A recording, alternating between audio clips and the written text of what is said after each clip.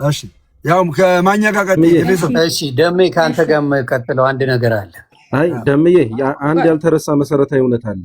ኤፌሶን ደሜ እኔ ቆሽ ቆይ እኔ አስተያየት አይደለም ደምዬ፣ ሞቲቬሽን ለነካን ምንም ቢሆን ሲታለፍ ይዘነጋል። ሲታለፍ ስለሚዘነጋ ነው። ይኸውላችሁ እንድን ዘንድ በጌታችን በመድኃኒታችን በኢየሱስ ክርስቶስ አምነንም ምስጢራትን ፈጽመናል፣ ድነናል፣ የእግዚአብሔር ልጅነት አግኝተናል። እንድን ዘንድ በጌታችን በመድኃኒታችን በኢየሱስ ክርስቶስ አምነንም ምስጢራትን ፈጽመን የእግዚአብሔር ልጅነትን አግኝተናል። የዳነውን እንወርስ ዘንድ ያዙልኝ፣ የዳነውን ደግሞ እንወርስ ዘንድ ልጅ ስለሆነን ወራሽ ስለሆነን ደምዬ የዳነውን እንወርስ ዘንድ እንዲያገለግሉን እንዲረዱን መላእክት ወደኛ ይላኩልናል። ምን እንዳገም መዳናችንን እንወርስ ዘንድ የልጅነት ወራሽነታችንን እናረጋግጥ ዘንድ ያግዙናል፣ ይራዱናል። ለምንድን ነው የሚላኩት? እንወርስ ዘንድ። ይሄ ነገር እንዲጨበጥ ብዬ ነው ደምዬ አሁን እድሉን ስጣቸው። አይ መጀመሪያም እኮ በዚህ ሐሳብ ላይ ኤፌሶንም ተናግራለች። ያለችው ምንድነው? መላእክት መዳንን እንድንወርስ ያግዙናል። መዳን እንድንወርስ ያግዙናል ማለት እኛ ያቃተን ነገር አለ።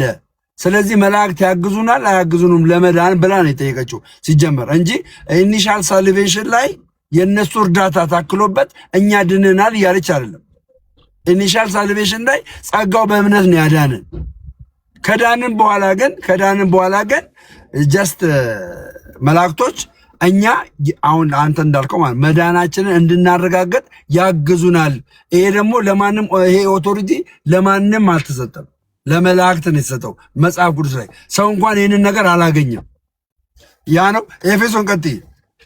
ከዛ ማኛው ምንድነው መሰለ ይህንን ሐሳብ ከተናገርክ በኋላ መቀጠል አንችልም።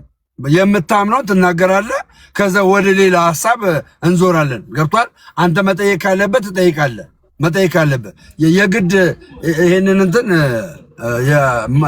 ግዴታ አለ ማመን። ገባ? የእግዚአብሔር ቃል እስከሆነ ድረስ አንድ ቀን ነው የሚጠቅመን፣ አንድ ቀን ይጠቅማል። ኦኬ መላእክቶች ለካ በዚህ ልክ እኔ አልተረዳውም ነበር፣ መጽሐፍ ቅዱስ እንደዚህ ይላል እንዴ ለካ ብለህ ትረዳለህ። ቀጥይ ኤፌሶን ቀጥይ። እሺ ያው ቅድም ምንድነው ወንድማችን ሲመለስ እንግዲህ መረጃውን ይዞ ሲያመጣ እናወራለን እንጂ ስለ መናፍስት ስለመሆናቸው ብቻ ነው እያወራ ያለው የሚለው በጣም ስህተት ነው። በነገራችን ላይ መጽሐፍ ቅዱስ ሙሉ ለሙሉ ቅድም አንብቤላችኋለሁ። እሱም ብቻ ሳይሆን ስለ አገልግሎታቸውም ያወራል። በነገራችን ላይ ግልጽ አድርገው የአገልግሎታቸው ደግሞ ለማዳን እንደሆነ ያስቀምጦታል ማለት ነው። መጽሐፍ ቅዱስን ካለ እንደው በቃ አይናችሁን ጨፍናችሁ ተቀበሉ ካልሆነ በስተቀር ስለ መናፍስት ስለመሆናቸው ብቻ ነው የሚያወራው ካልክ እንግዲህ ከኔ ጋር ትሟገታታለህ ማለት ነው። እንቀጥላለን በኋላ መረጃውን ይዘህ ስትመጣ ማለት ነው።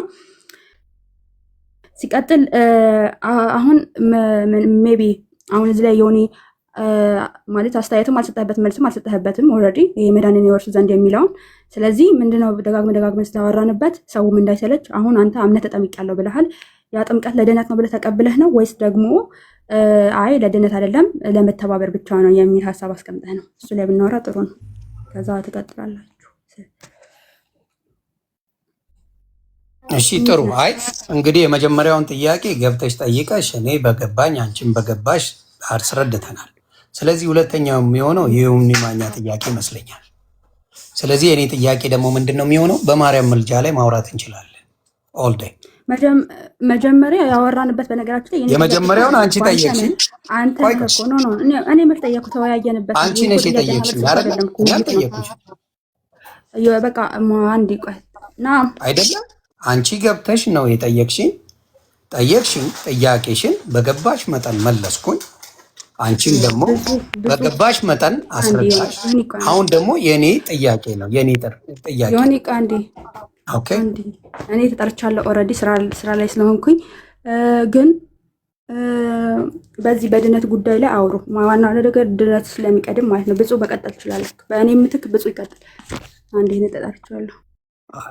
አይ ከአንቺ ጋር ስለሆነ ጠይቀሽኝ የመጣሽው አንቺ ባልሽኝ። ማኛው እሷ ውጪ ነው ያለችው፣ ውጭ ሀገር ነው ያለችው፣ ስራ ላይ ናት። ያው ወጣ ገባ እያለች ነው የምትሰራው። ችግር የለም አንተ ጠይቅ ከፈለክ። ብፁዕ አምላክም እኔ እሷ ስለጠየቀችኝ አልጠየቀኝማ። ብፁዕ ከኔ ጋር አልተጠያየቅም። እሷ ጠየቀችኝ፣ እኔ በገባኝ አስረዳው፣ እሷን በገባት አስረዳት። አመሰግናለሁ። ስለዚህ እሷ ስለጠየቀችኝ እኔም በተራዬ ለመጠየቅ ሁለት ጥያቄ አይደለም አይደለ? እኔም በተራዬ ጠይቄ እሷም ስትጠይቅ ነው የሚሆነው። መጣች።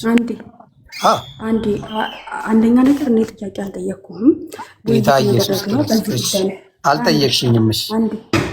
ማለት ጥያቄ አልጠየቅኩም ስልህ እኮ የሆነ ጥያቄና መልስ አድርገህ ነው ሳይሆን ጥያቄ ብቻ አድርገህ በቃ አንተ እንድትመልስ ሳይሆን እኔም እዛ ላይ እየመለስኩኝ አንተም ስጠይቅህ እየመለስክ ነው። አንተም እየጠየቀኝ እንዲሁም ደግሞ እየጠያየቅን ነው። ይሄ እንደ ውይይት አድርገህ ነው። ማን ነው ጥያቄውን ያመጣው? አንተ መጀመሪያ ምን አልክ? ጥያቄውን ማን አመጣው? አንዴ እሺ እኮ ላስረዳህ እኮ ነው። አንተ ምንድን ነው ያልከው? አይ በሐዲስ በብሉይ ኪዳን አገልግሎት አስቀድሞ እንዳለ የኤልሳን አጽም ምናምን ነገር ብዙ ነገር ተነሳና አገልግሎት እንዳለ የመላእክት አገልግሎት እንዳለ ምናምን የታወቀ ነው ምናምን አልክ። ከዛ በሐዲስ ኪዳን ግን በልጁ በኢየሱስ ክርስቶስ ማመን ነው። ከዛ በኋላ እንደዚህ ምናምን ስለ ደግሞ አነሳ። እንደዛ የመላእክት አገልግሎት የለም። አወቃሽ እንደዛ ከሆነ መዳንን ይወርሱ ዘንድ ስላላቸው መላእክት አያግዙንም ስለ አዎ አልክ። በዛ ላይ ገባንበት ወደ ውይይቱ ማለት ነው። ኦኬ፣ በዛ ነው መነሻችን ከረሳኸው ማለት ነው። ሲቀጥል አሁን እኔ ስራዬ ተጣርቻለሁኝ። ምንድን ላይ ነው እኛ ማውራት ያለብን አሁን ላይ? በነገራችን ላይ ድህነት ላይ ነው አይደል? መላእክት ስለ ድህነት ያግዛሉ ሳያግዙም ላይ ነው እያወራን ያለ ነው።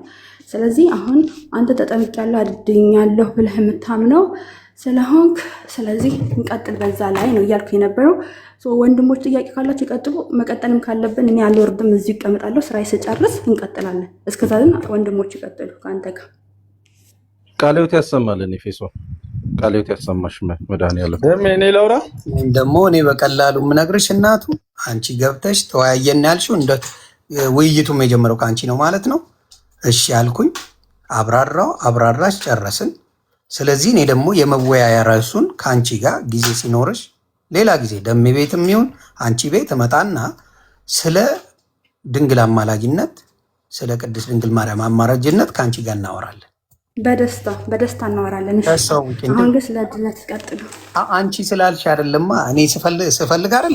አንቺ አሁን የፈለግሽውን እየመረጥሽ ካረግሽ እኔ የመምረጥ እድል አልሰጠሽኝም ማለት ነው። አንተ ማኛው አሁን ምንድነው የመምረጥ እድል እኔ መብት የለኝም። ስለዚህ እኔ ቆይ ይኸውልህ ምን አለ መሰለህ በኔ ያንተን አላውቅም። እኔ አጎ ዋን ቱ ዋን ያለኝን አንድ ሰው እድል ሰጥቼ ጠይቆኝ የፈለገውን ነገር ካረገ አገር ራይት አዝ ዌል እኔም ደግሞ በተራይ የምፈልገው መደረግ አለበት። ታድወያያ አንተ እንደፈለግ መሆን ትችላለህ።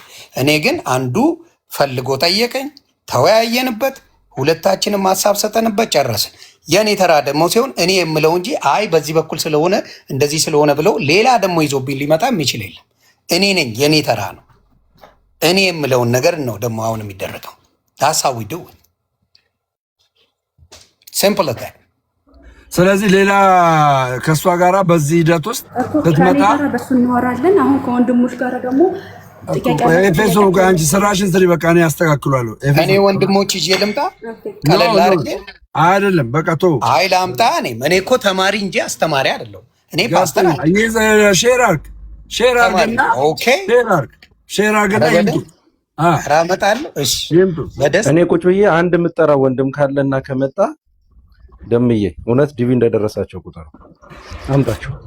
አው እንደዚህ ማውራት ተው፣ ጥሩ አይደለም። አባል ሼር አርግና አንተም ይዘና ችግር የለም። ሼር አርግና ጥሩ አይደለም። እሺ ይምጡ። እሺ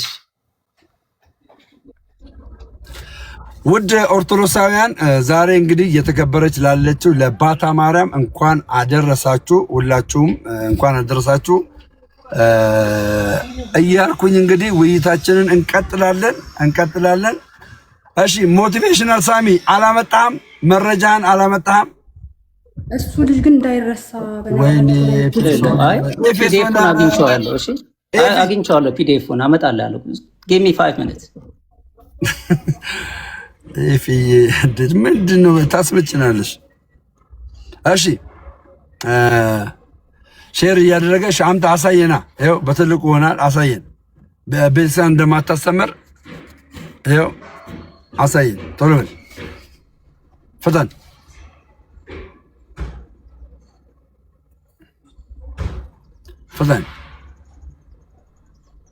ጌሚ ታይም እያየሁት ነው። እሺ እመጣልሃለሁ፣ ችግር የለውም። አምጣና ይህንን የመጽሐፍ ቅዱስ ክፍል ቤተክርስቲያን በሌላ አንግል ነው የምታስተምረው የምትለው ከሆነ እናያለን። በነገራችን ላይ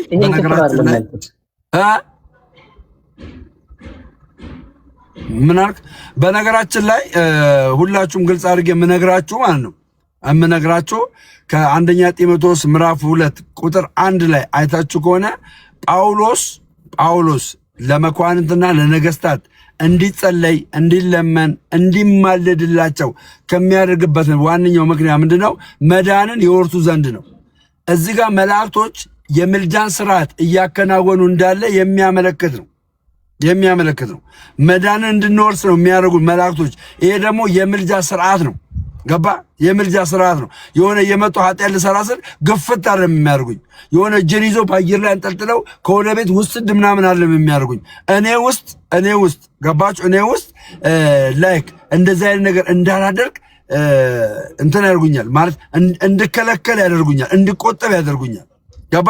ነገር ግን ፍቃዴ አልፎ እንኳን ያንን ኃጢአት ባደርግ እንደገና በንስሐ እንድመለስ ለምን? አንደኛ ዮሐንስ አይታችሁ ከሆነ ምዕራፍ 1 ቁጥር 10 ላይ በንስሐ በሚመለሰው እግዚአብሔር ምን አይነት ነገር ምሕረትን እንደሚያደርግ ያመለክታል። እና በንስሐ እንድንመለስ የሚያደርጉ ናቸው።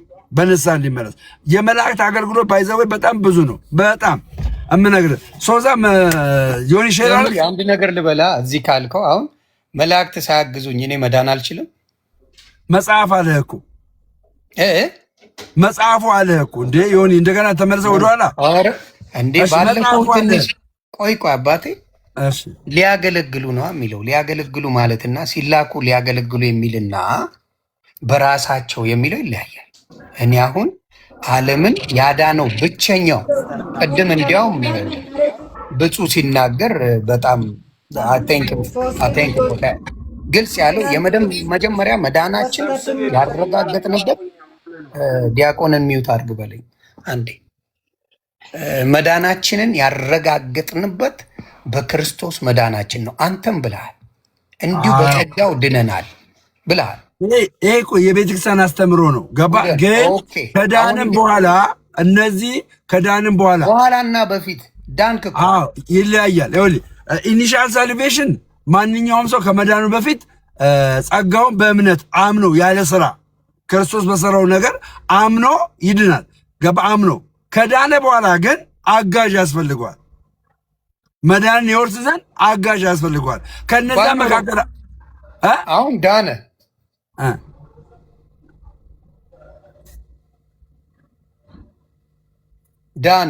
ገባ? አንድ ሰው ዳንክ በኢየሱስ ክርስቶስ እንደሚዳን ተናገረን መጽሐፍ ቅዱስ። ዳንኩኝ፣ ድኜ መኖር ጀመርኩኝ። ምን ብለህ? አጋዥ የለኝም ልበል፣ አጋዥ ክርስቶስ ነው አልኩኝ። አልድንም። ኦኬ፣ አጋዥ ክርስቶስ ነው አልድንም ማለት ኃጢአት አሰራ። አሁን እሱን በማመን ብቻ ኃጢአት አሰራ። ኃጢአትማ የዕለት ዕለትማ እሰራለሁ አልኩ እኮ። ለእሱ ንስሓ እገባለሁ። ኦኬ፣ የዕለት ዕለት ኃጢአት ሁሌ ነው የምሰራው፣ ቀን በቀን ንስሓ። ማናችንም አይናችን ይስታል፣ እጃችን ይስታል፣ ራሳችን ይስታል። ገባኝ። ቴንኪው ጠየቀኝ አይደለ? እያብራራውን መስሎኝ። ያ ኦኬ። አጭር ስለገባኝ ነው። እግራችን ይስታል እኮ። ለሱ መሰለኝ ክርስቶስ መጥቶ በጸጋው እንዲሁ ያዳነን እንጂ ቃላቶችን ሊቆጥርብን አይደለም። ክርስቶስ እሱን ስለሚያውቅ አይደለ ያዳነን በነፃ። ገባኝ። እሺ አሁን አንተ ኃጢአት ትሰራለህ። ኃጢአት የሰራው አቅቶ ነው አይደለም? አቅቶ ስላቃተ ነው አይደል? ስላቃተ አጋዥ ያስፈልጋል። ሮሜ 3:23 ምን ይላል? ሁሉም ኃጢአትን ሰርተዋልና የእግዚአብሔር ክብር ጎድሏቸዋል ይላል። ሁላችንም እንሰራለን። እዛ ጋር ያልዳኑ ሰዎች ነው። ይሄ እዛ ጋር ስላልዳኑ ሰዎች ነው የሚናገረው ሮሜ 3:23። አሁን ግን የምነግርህ ምንድን ነው? ያልዳነ ሰው ነው። ኧረ ስለዳነ ሰው ነው። አንተ ድነህ ኃጢአትን እየሰራ ነው። ኃጢአትን የምትሰራው አቅቶ ነው አቅቶ አይደለም? አቅቶ ነው አቅቶ አይደለም? በአቅተኝማ ለምን ሰራለሁ? አቅቶሃል ማለት ነው። ስላቃተ ገባኝ። ስላቃተ የሚያግዝ ያስፈልጋል አያስፈልግም? ስላቃተ አሁን እምልህ መጽሐፍ ቅዱስ በሚለው ዋን ሞር ታይም ፕሊዝ። አቅቶሃል። ቆይ ጥያቄውን በደንብ ስማኝ። አንተ አቅቶሃል። ካቃተ የሚያግዝ ያስፈልጋል አያስፈልግም? ካቃተ ራሱ በጸጋው እንዳዳነኝ እየተናገርክ ራስህ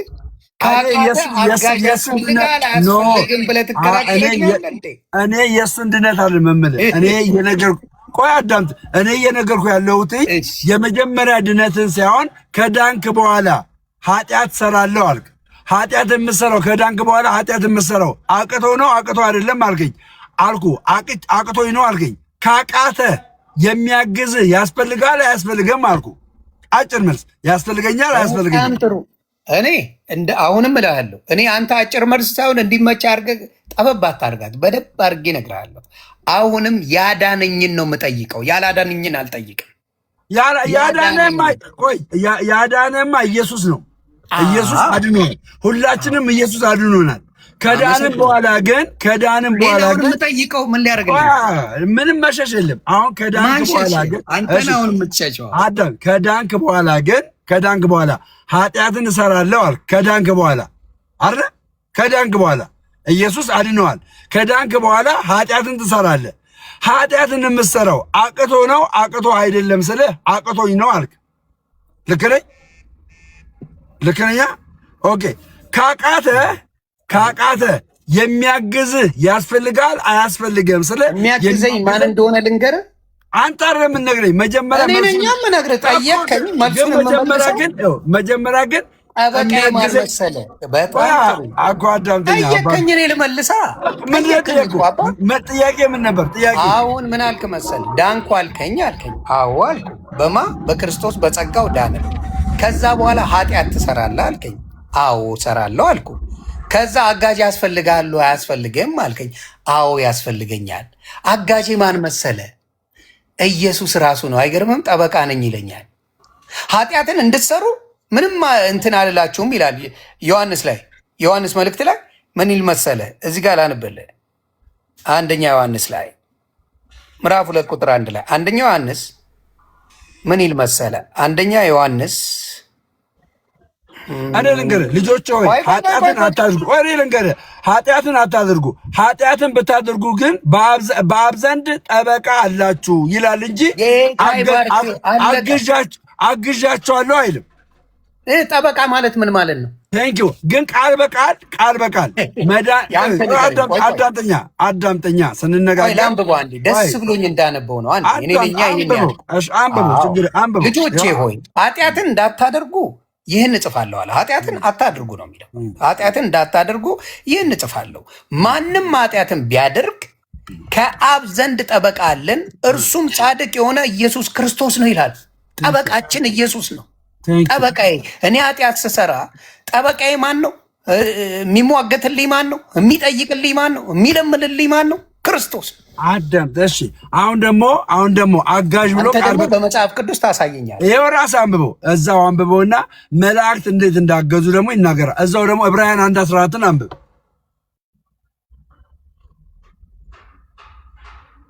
ደጋግመን 1000 ጊዜ መጣንበት። ስለዚህ መላእክት ያግዛሉ አያግዙም? ስለ ኃጢአት አለ እዚህ ጋር እንደ መዳን ካለ አለ መዳን አንተ አልከኝ አይደል? ተባረክ። ቆይ ያው ልንገርህ ባልከኝ ላንብብልህ ያልከው። እሺ ያልከውንማ ላንብብልህ። ዕብራውያን 1:14 ምን መሰለ የሚለው?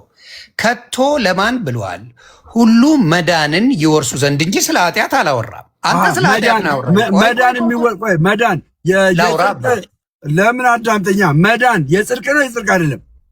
ጽድቅ ነው። መዳንማ አለመዳን የኃጢአት ነው የኃጢአት አይደለም? አለመዳን ኃጢአት ነው። ቴንኪው። አለመዳንን ወደ መዳን በማገዝ መላእክቶች ያግዙናል አያግዙንም? መላእክቶች ያግዙናል። ጌታ ሆይ ድረስ እዚህ ጋ የተወራ ነገር ራስህን ገደል ከተት ግድ የለም። መዳንን እንወርስ ዘንድ የተላኩ የሚያግዙ መናፍስት አይደለምን ይላል ቃሉ። መዳንን እንድንወርስ አዳምጠኝ። መዳንን እንድንወርስ አለመዳን ነው መዳንን እንድንወርስ የማያደርገን አለመዳናችንን ደግሞ እንድንድን የሚያግዙን ማናቸው? መናፍስት ናቸው። እነዛ ማናቸው? መላእክት ናቸው። በዚህ ትስማማለህ አትስማማም? አልስማማ።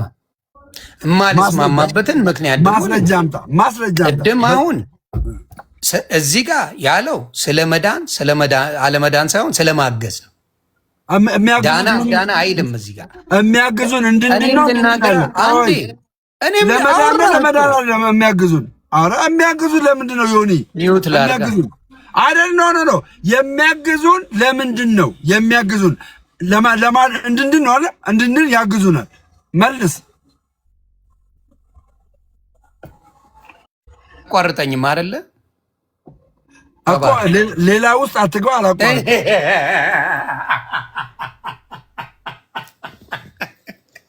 እሱና አሁን እዚህ ጋር የሚለው ምንድን ነው? ስለ ኃጢአት የተወራ ምንም ነገር የለም። እዚህ ጋር there is nothing የሚለው ምንድን ነው? አንተ የምትለው ዕብራውያን 1:14 የሚለው ከቶ ለማን ብሏል? ሁሉ መዳንን ይወርሱ ዘንድ ስላላቸው ለማገዝ የሚላኩ የሚያገለግሉ እኔን ሊያገለግሉኝ እንጂ ላገለግላቸው አይደለም።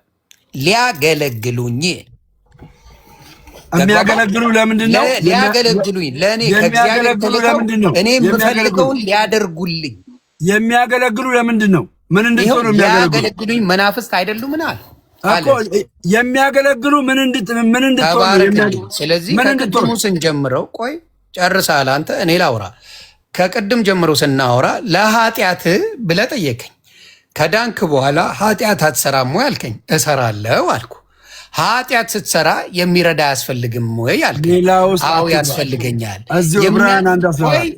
ቆይ እኔ ላውራዋ ዕብራውያን 1:14 ላይ ማን አለኝ መሰለህ? የሚያገለግሉ ለምንድን ነው? ለምንድን ነው ማውራት የማይፈቀድልኝ? አውራ ግን የሚያገለግሉ ለምንድን ነው?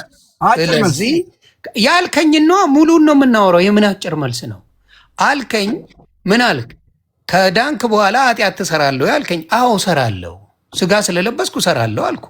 ከዛ በኋላ ማን ነው የሚረዳ አልከኝ።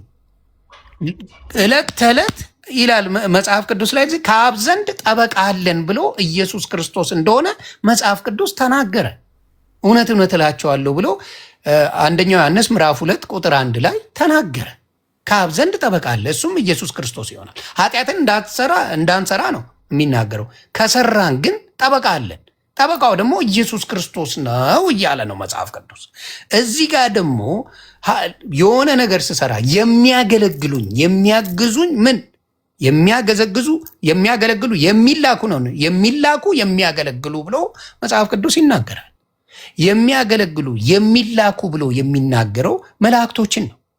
አዎ በመላእክቶች በኩል ነው እግዚአብሔር አምላክ እኔ እንድገለገል የሚያደርገኝ። እንድገለገልም እራሱ አይመጣም፣ መላእክቶችን ነው በየጊዜው እየላከ ለጻድቃን ሲገለገሉበት ያሉት ሁልጊዜ። ይሄ ነው እንግዲህ አሁን ለምሳሌ መላእክቶች ባይመጡ መዳን አይቻልም ልትለኝ ነው? አሁን እኮ ለአንተ ነው መልሼ የምጠይቀህ። መላእክቶችሽ አላገዙም፣ ኢየሱስ ክርስቶስን ብቻ አመንክ፣ በኢየሱስ ክርስቶስ ኖርኩ እና ያለ መላእክት አጋዥ ዓለም አይድንም ልትለኝ ነው? ይኸውልህ አሁን አንድ ግልጽ ነገር ልንገርህና ላስቀምጥልህ። ከመላእክት ውጭ ሌላ አጋዥ የለም እያልን አይደለም። በመሰረቱ ገባ? በመሰረቱ ሌላ የለም እያልን አይደለም። ነገር ግን የመላእክትን እገዛ እዚህ ጋር በምን አይነት መልኩ ነው የምናገኘው? በምልጃ ነው የምናገኘው። ከዛ ባሻገር እኮ መንፈስ ቅዱስም እኮ ያግዛል። መንፈስ ቅዱስም ያግዛል፣ ጸጋም ያግዛል። እኔ ልንጨምርልህ፣ ጸጋም የክርስቶስ ጸጋም እኮ ያግዛል። እየነገርኩ ያለሁት ግን የመላእክትንም እገዛ ያስፈልግሃል እያልን ነው። ገባ? መጽሐፉ ነው የሚለው። መጽሐፉ የሚለውን ለእኔ ልቀደው አልችልም። ለምሳሌ ለየትኛው መላእክት ስትጸልይ ነው አሁን የሚደርስልህ? ስም አላቸው አይደል? መላእክት ኖ አሁን እዚህ ጋር የተጠቀሰ ስም የለም፣ ግን እንደሚያግዝ አለቀ። እንደሚያግዝ ነው የሚነገረው፣ እንደሚያግዝ ታንኪዩ። ስለዚህ ወደ መላእክት ነው ቀጥታ የምትጸልየው አንተ? አሁን ስላልገባኝ ያግዟል ነው የሚለው። አሁን አንተ ያግዟል ካለ ገባኝ። ያግዟል ካለኝ አሁን እኔ ወደ መላእክቱ ነው የምጸልየው? አንተ ወደ መላእክት ጸልይ፣ መላእክቶች ያግዟል እያለ አይደለም መጽሐፉ። እዚህ ጋር መጽሐፉ እያለ ያለው ግን ኦቶሪቲ እንዳላቸው ነው እየነገረ ያለው፣ ስልጣን እንዳላቸው ነው እየነገረ ያለው። ይሄን ደግሞ አለመቀበል አችልም፣ ከመቀበል ውጭ አለመቀበል አችልም። ኖ እኔ ኢየሱስ ብቻ ማለት አችልም። ሲላኩ ነው የሚያገለግሉት አለ እኮ መጽሐፉ። የሚላኩት በራሳቸው ማንነት ከዚህ በፊት ነግሬያለሁ ቅድም። ማንም መላእክትም ቢሆን ጻድቃን ሰማዕታትም ቢሆን በራሳቸው ማንነት እግዚአብሔር ሳይልካቸው ምንም ነገር ማድረግ አይችሉም ብያለሁ አይደል? ተባረክ። አሁን ለአንተ ምን ይህን ሳታውቅ የወጣኸው አንተ ለአንተ ምነግርህ ምንድን ነው? መላእክቶቹ ተልከው ነው የሚመጡት። ኦኬ ተልኮ ሲመጡ ግን ምን እንድንን ነው? መዳንን እንድንወርስ ነው ተልከው የሚመጡት። አየህ አንተ የጸለይከው ጸሎት አለ። ለአንተ ለጸለይከው ጸሎት መልስ ሆነው የሚመጡት ከእግዚአብሔር ዘንድ ተልከው የሚመጡት አንተን ማዳን የሚችሉት ማን ናቸው? መላእክት ናቸው። ይህም መቀበል አለብህ። መንፈስ ቅዱስንም እንደተቀበልክ ጸጋውንም እንደተቀበልክ የእነዚህንም አገልግሎት መቀበል አለብህ። ይሄ ግዴታ ነው። ሲላኩ ተባረክ እኮ ተግባባን። እዚህ ጋር እኮ ሲላኩ አለቀ። ሲላኩ ያንተ መልእክት እግዚአብሔር ጋር ደርሶ ከሱ ሲላኩ በደንብ አድርገው ማዳኑንም ማገዙንም ሁሉንም ከሱ ሲላኩ፣ ይሄ እኮ ነው። በራሳቸው የሚያግዙት ነገር የለም። ሲላኩ ነው ማገዝ የሚችሉት እያልኩ ነው። እሺ አሁን አንድ ግልጽ ነገር አለ። ምን ግልጽ ነገር አለ መሰለህ? መጽሐፍ ቅዱስ ላይ ቅድም አስረድቻለሁ። አሁን የኦርቶዶክስ አስተምሮ አሁን ለምሳሌ ማንኛውም ተነስቶ እግዚአብሔርን አስገድዶት እኔ ያልኩት ይሁን ብሎ ገባ እንደዚህ አይነት ጀጅመንታል በሆነ መልኩ ታሪክ የተጻፈለት የለም። ተአምር የተጻፈለት የለም። ማንኛውም የሚያደርገው በቃል ኪዳን መሰረት ማን ነው የሚያደርገው? ራሱ እግዚአብሔር አምላክ ነው። ይህን የሚያደርገው ራሱ እግዚአብሔር አምላክ በማን አልፎ? በቅዱሱ አልፎ፣ በመላእክቱ አልፎ። ያለ እግዚአብሔር እርዳታ ያለ እግዚአብሔር የሌለበት ምንም ነገር ማንም ማድረግ አይችልም። ማንም እግዚአብሔር የሌለበት አይታል። ነገር ግን ቅዱሳንን ደግሞ ምን ማለት አለብን? ማክበር መቻል አለብን። ለምን? እግዚአብሔር ስለሚጠቀምባቸው። ገብቷል? መላእክት ስለሚጠቀም አሁን በመላእክት እግዚአብሔር ስለሚጠቀም ማክበር መቻል አለብን። ለምን? ዋነኞቻችሁን አክብሩ ብሎ ስለሚናገር ይሄ አስተምሮቱ ነው። ይህንን አለመቀበል ማንም አይችልም። ይህንን የተናገርኩትን ደግሞ በተቃራኒ መናገር የሚችል ማንም ሊኖር አይችልም። ይሄ ነው ኦርቶዶክስን አለማወቅ ማለት ይሄ ነው። ኦርቶዶክስን ሳያውቋት ነው የወጡት የምንለው ለዚህ ነው። ተረዳ? ይሄ ነው። ሌላ የለም። እኛ 44 አምላክ አላችሁ እኮ ተብለናል። 44 አምላክ። እኛ 44 አምላክ የለንም። ያለን አንድ አምላክ ነው። እሱም ሰማይና ምድርን የፈጠረ የሰው ልጆችን ለማዳን አንድያ ልጁን የሰጠን እግዚአብሔር አምላክን ብቻ ነው የምናመልከው። ከአንዱ ከእግዚአብሔር ውጭ አምላክ የለንም። የአምልኮ ስግደት የምንሰግድለት ለእግዚአብሔር ለአምላካችን ብቻና ብቻ። ተባረክ። ወደ መልአክ መጸለይ ይቻላል? I'm just asking a question, brother. ደምዬ ወደ መልአክ መጸለይ ይችላለሁ ነው? ግን እዚህ ላይ ማለት ነው አንድ ጥያቄ ምናልባት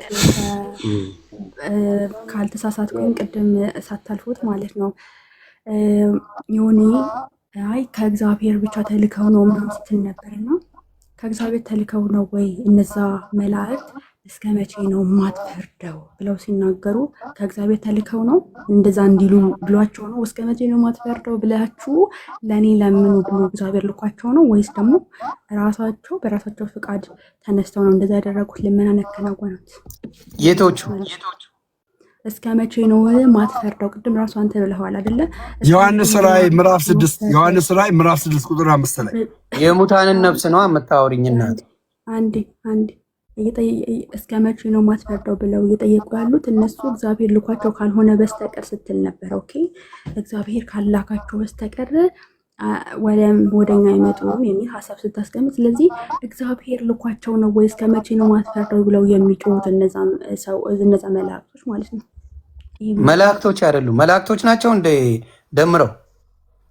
አይ ሁለት አይነት አለ። አንደኛው መልአክ አለ። መልአኩ ምንድነው ያለው?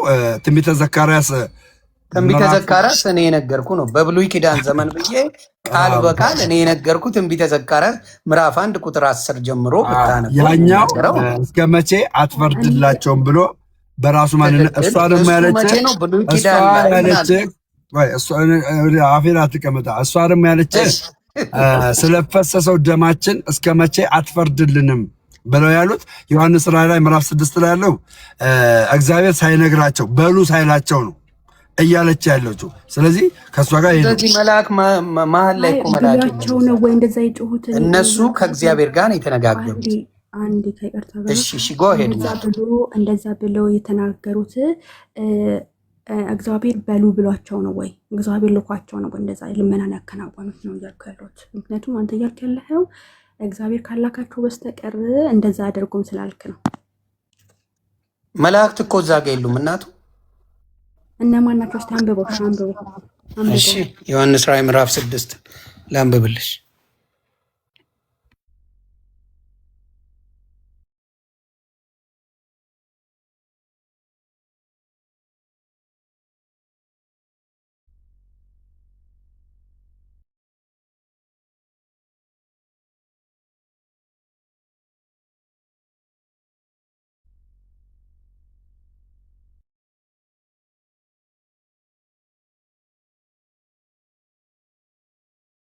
ግን በሰዎቹ ምልጃ ያምናል እንዴ? ማን ነው ዮኒ? በሰዎች ምልጃ ታምናለህ እንዴ? ሰዎች ያማልዳሉ ብለህ ነው? ምድር ላይ ባሉ የስ ኦፍ ኮርስ ምድር ላይ እኔ ደምረው ለእኔ ጸልዮ ምን ማድረግ እንችላለን? መለመን እንችላለን። ቃሉን አንብበው እስኪ መጀመሪያ። እሺ አይ ስለጠየቀችኝ እኮ ነው። 3 ነገር ስለጠየቀችኝ ሁለቱንም ለመመለስ እየሞከርኩ ላነብ እያልኩኝ ሌላ ጥያቄ አመጣች። ለዛ ነው ብራ። እሺ ዮሐንስ ራእይ ምዕራፍ 6 ነው ያልከው አይደለ? ደምረው ቆይ የቱ ጋር ነው የሚለው? ምዕራፍ 6 ከቁጥር 10 ላይ ነው። ከቁጥር 10 ላይ እሺ ምንድነው? ከቁጥር 9 ልጀምር። 5ኛውን ማኅተም በፈታ ጊዜ ስለ እግዚአብሔር ቃልና ስለጠበቁት ምስክር የታረዱትን ሰዎች ነፍሳት ነው። የታረዱትን መላእክት የለበትም እዚህ ጋር። የታረዱትን የሰዎች ነፍሳት ቆይ አንዴ ላንበዋ። አንዴ ላንበውና ትነግርኛለች። ሐሳቡ እሱ ላይ አይደለ ያለው። 5ኛውን ማኅተም በፈታ ጊዜ ስለ እግዚአብሔር ቃልና ስለጠበቁት ምስክር የታረዱትን የሰዎች ነፍሳት ከመሰዊያዎች በታች አየሁ። በታላቅ ድምፅም እየጮሁ ቅዱሳንና እውነተኛ ጌታ ሆይ እስከ መቼ አትፈርድም? ደማችንንስ በምድር በሚኖሩት ላይ እስከ መቼ አትቀበልም አሉ። ስለዚህ ነፍሳት ናቸው። ነፍሳት የሞቱ ነፍሳቶች ማንን ነው የሚጠይቁት? እግዚአብሔር አምላክን እንጂ መልአክን አልጠየቁም። እግዚአብሔር አምላክን በሕይወትም ኖርን ሞትንም እግዚአብሔር ነው ይሄንን። እሺ እኔ መላእክት ይጠይቃሉ። ኤፊ አንድ ቆይ እስቲ ይቅርታ፣ አንዴ መሀል ልግባና አልተረዳኝም ግን እሺ በቃ ግባሽ። ኤፊ ይቅርታ፣ እሺ አንዴ ብቻ ክሪል ላርግለት ብዬ ነው። ምናልባት ዮኒ ሐሳቧን በደንብ ካልያዝክ ግልጽ እንዲሆንልህ እነዚህ ቅዱሳን አባቶች አንተ ሰው ያልካቸው ማለት ነው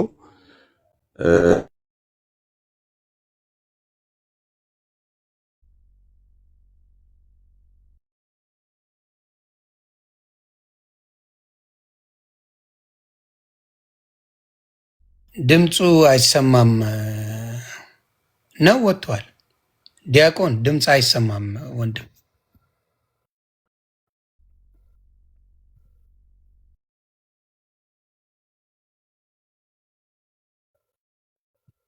ዲያቆን ድምፅ አይሰማም። ወጥቷል። ኦኬ። ስለዚህ መጀመሪያ እዚህ ጋር መልአክ የሚል የለም፣ ሰዎች ናቸው። ነፍሳቸው ወደ እግዚአብሔር ሄዶ ነው ለእግዚአብሔር ነው ጥሪ የሚያቀርቡት። እግዚአብሔር ይመልሳል። ይሄ ነው ያለው። ሌላውን የምጠይቀው ወደ መላእክት መጸለይ ይቻላል ወይ የሚል የለም። ካለ አስረዱኝ። በብሉይ ኪዳን ግን እንዳልኩት መላእክቶች እግዚአብሔርን ሁላ ጠይቀዋል፣ አማልደዋል። ይሰማሃል? ደምረው መጣ የለም የምትለው እኮ በነገራችን ላይ የለም የምትለው እሺ የለም የምትለው እኮ አንተ መጽሐፍ ቅዱስ የሚነቅፍ ከሆነ ነው። የማይነቅፍ ከሆነ ለምንድን ነው አንተ የምትነቅፈው ነው ጥያቄ። ምኑን ነው የነቀፍኩት እናቱ? የለም እያልክ እኮ ነው እንደዛ አገልግሎታቸው እዚህ ጋር አሁን አላለም። አሁን አንቺ ያልሽው አለ ብለሻል፣ መላእክት ናቸው ብለሻል አይደለ? እዚህ ጋር እዚህ ሰዎች ናቸው መላእክቶች አይደሉም። እሺ እሱን እናየዋለን፣ ችግር የለውም። መላእክት እንጂ ሰዎች አይደሉም ማለት የሰዎችስ አገልግሎት እኮ በስጋ ወራት እንጂ በነፍስ መለመን አይችሉም ብለሃልና እነሱ እንዴት ነው ያ ማማለድ አይችሉም እኮ እዚህ ጋር እየለመኑ አይደለም። ማማለድ ማለት ምልጃ ማለት እኮ አንዱ ስለሌላው መለመን እኮ ነው። በጣም ጥሩ። ስለዚህ ስለ ራሳቸው እኮ ነው እዚህ ጋር የጠየቁት እናቱ። እዚህ ጋር የሚለው ምን መሰለሽ? በታላቅ ድምፅም እየጮሁ ራሳቸው ይኸውልሽ፣ ስምኛ እንዴ መጽሐፍ ቅዱስ የሚለውን ልንገርሽ። በታላቅ ድምፅም እየጮሁ ራሳቸው ነው ቅዱስና እውነተኛ ጌታ ሆይ እስከ መቼ ድረስ አትፈርድም? ደማችንስ በምድር በሚኖሩት ላይ እስከ መቼ አትቀበልም አሉ። ራሳቸው እግዚአብሔርን ጠየቁ። ደማቸው የፈሰሰ በምድር ላይ መቼ ነው የማትቀበለን አሉ። አዙርና ሳይኝ አንዴ ይሄን ይሄው አዙርና ሳይኝና ላንብብና ልጠይቅ። እሺ እናት ቀጥል ካለ ቀጥሉ። የስራ ላይ ስለሆንኩ ነው ድምጽ የማይሰማ። ችግር የለም እናቱ። ይሄው ይነበባል እዚህ ጋር። እሺ አምስተኛው ማትን በፍታ ጊዜ ስለ እግዚአብሔር ቃልና ስለጠበቁ ምስክር የታረዱት ሰዎች ነፍስ ከመሰዊያው በታች አየሁ አለ። ኦኬ በታላቅ ድምፅ እየጮሁ ቅዱስና እውነተኛ ጌታ ሆይ እስከ መቼ ድረስ አትፈርድም? ደማቸውንንስ አየህ፣ ደማችን ሳይሆን ደማቸውንንስ ነው የሚለው የነሱ ማለት ነው። በምድር የሚኖሩ በምድር ላሉ ሰዎች ነው እየጠየቀ ያለው። ላይ እስከ መቼ ድረስ አትበቀል የሚላሉ ነው። ደማችን እዚህ ጋር ያለው ለማን መሰለሽ? እነሱ ስለነሱ ነው ያልኩህ እኮ ስለነሱ። ቆይ ልነግርሽ ነዋ። እሱ የሚለው ምን መሰለሽ? እነሱ ሞተዋል። አንድ እያዳመጥሽኛ፣ እነሱ ሞተዋል። የገደሏቸው ሰዎች፣ ደማቸውን ያፈሰሱ ሰዎች አሉ። የነሱን እነዛ ሰዎችን እግዚአብሔር እንዲበቀልላቸው ነው እየጠየቁ ያሉት እኮ አንተ ያልከው ደግሞ ስለ ራሳቸው ነው እየጸለዩ ያሉት ወደ እግዚአብሔር አልክ። ይሄ ደግሞ እነሱ ተበቀልልን፣ በቀላ የማትበቀልልን እስከ መቼ ነው እያሉት እኮ ነው እግዚአብሔር እኮ ስለሌላ ሰው አይደለማ፣ ስለሌላ ሰው ነው እንጂ እንዴ ስለራሳቸውማ አይደለም። ለአንብብል ድጋሚ። እሺ ይኸው ለአንብብና አንቺ በፈለግሽው ተርጉሚው። ይኸው በታላቅ ድምፅም እየጮሁ ይላል። በምድር ሳሉ ይኸው ላንብልሽና ተርጉሚው እናቱ። እንትን ገልብጠው አንድ ይኸው ላንብልሽ። ደማችንንስ ነው የሚለው። እሺ ቆይ እሺ፣ አንድ በታላቅ ድምፅም እየጮሁ እሺ፣ ገልብጠውና እኔ ላንብበው አንድ። እሺ እናት። አዎ ስለ ምድር እነዚህ ሰዎች ጓን የሚለው አስገባው። እሺ አስገባኝ እያለህ ነው ደሚ። እሺ እስቲ በታላቅም ድምፅ እየጮሁ ቅዱስና እውነተኛ ጌታ ሆይ እስከ መቼ ድረስ አትፈርድም? ደማችንንስ ደማችን ነው የሚለው። እሺ በምድር ለሚኖሩ ላይ እስከ መቼስ አትበቀል የሚለው በምድር የሚኖረው በሺ ጥሩ ደማችንን ነው የሚለው። እሺ እዚህ ጋር በምድር የሚኖሩ የሚለውን ስለ ሰዎች አይደለም ስለራሳቸው ነው። ቴንኪው ተባረኪልኝ። ማን ያጠፋቸው እነዚህን ሰዎች እኮ አሁን እኮ ስለ ራሳቸው ነው ብለሃል እኮ ስለ በምድር ያሉትን እያሉ እኮ ነው ያሉት። አዎ አንዴ ሳትቸኩይ ስሚኝ አንዴ። እሺ ደምረው ጓን አስገባ፣ በውስጥ አስገባኝ አስገቡኝ የሚለው ምንድን ነው መሰለሽ እናቱ? ስለዚህ ደማቸውን ያፈሰሱ አሉ ምድር ላይ ያሉት እየኖሩ ነው። እነዚህ ግን ንጹሐን ደም ነው የፈሰሰው። ንጹሐን ደም ስለፈሰሰ እግዚአብሔር አምላክ ሆይ እነዛን እኛን ደማችንን ያፈሰሱትን እስከ መቼ ነው የማትበቀላቸው እያሉ ነው እኮ። ስለዚህ እየጸለዩላቸው አይደለም ለእነዚህ ሰዎች። በነገራችን አንዴ ሀቢቢ አንዴ፣ እኔ ያልኩት ስለ ምድር ላሉ ጸለዩላቸዋል አልጸለዩላቸውም? ስለ ሰዎች አልጸለዩም። እንዲያጠፋቸው ነው እንጂ የፈለጉት እንዴ አይደለም እንዴ እማትበቀልልን እያሉት እንዲፈርድላቸው ነው የፈለጉት እናቱ።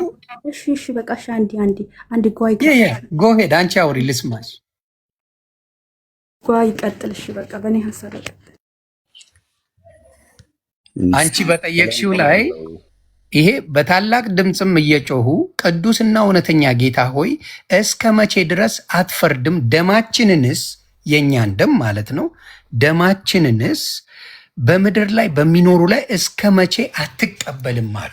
አየሽ፣ ደማቸውን አፍስሰዋል። በምድር እነዚህ ንጹሐን ናቸው፣ ደማቸው ፈሷል። እንዴት ነው ብለው ነው የጠየቁት። የማይቀበለው ድምፅ ይሰማል። ሰላም ብያለሁ። ሰላም ለእናንተ። አይ ቲንክ በምልጃ ዙሪያ መሰለኝ ኮንቨርሴሽን ስታረጉ የነበረው።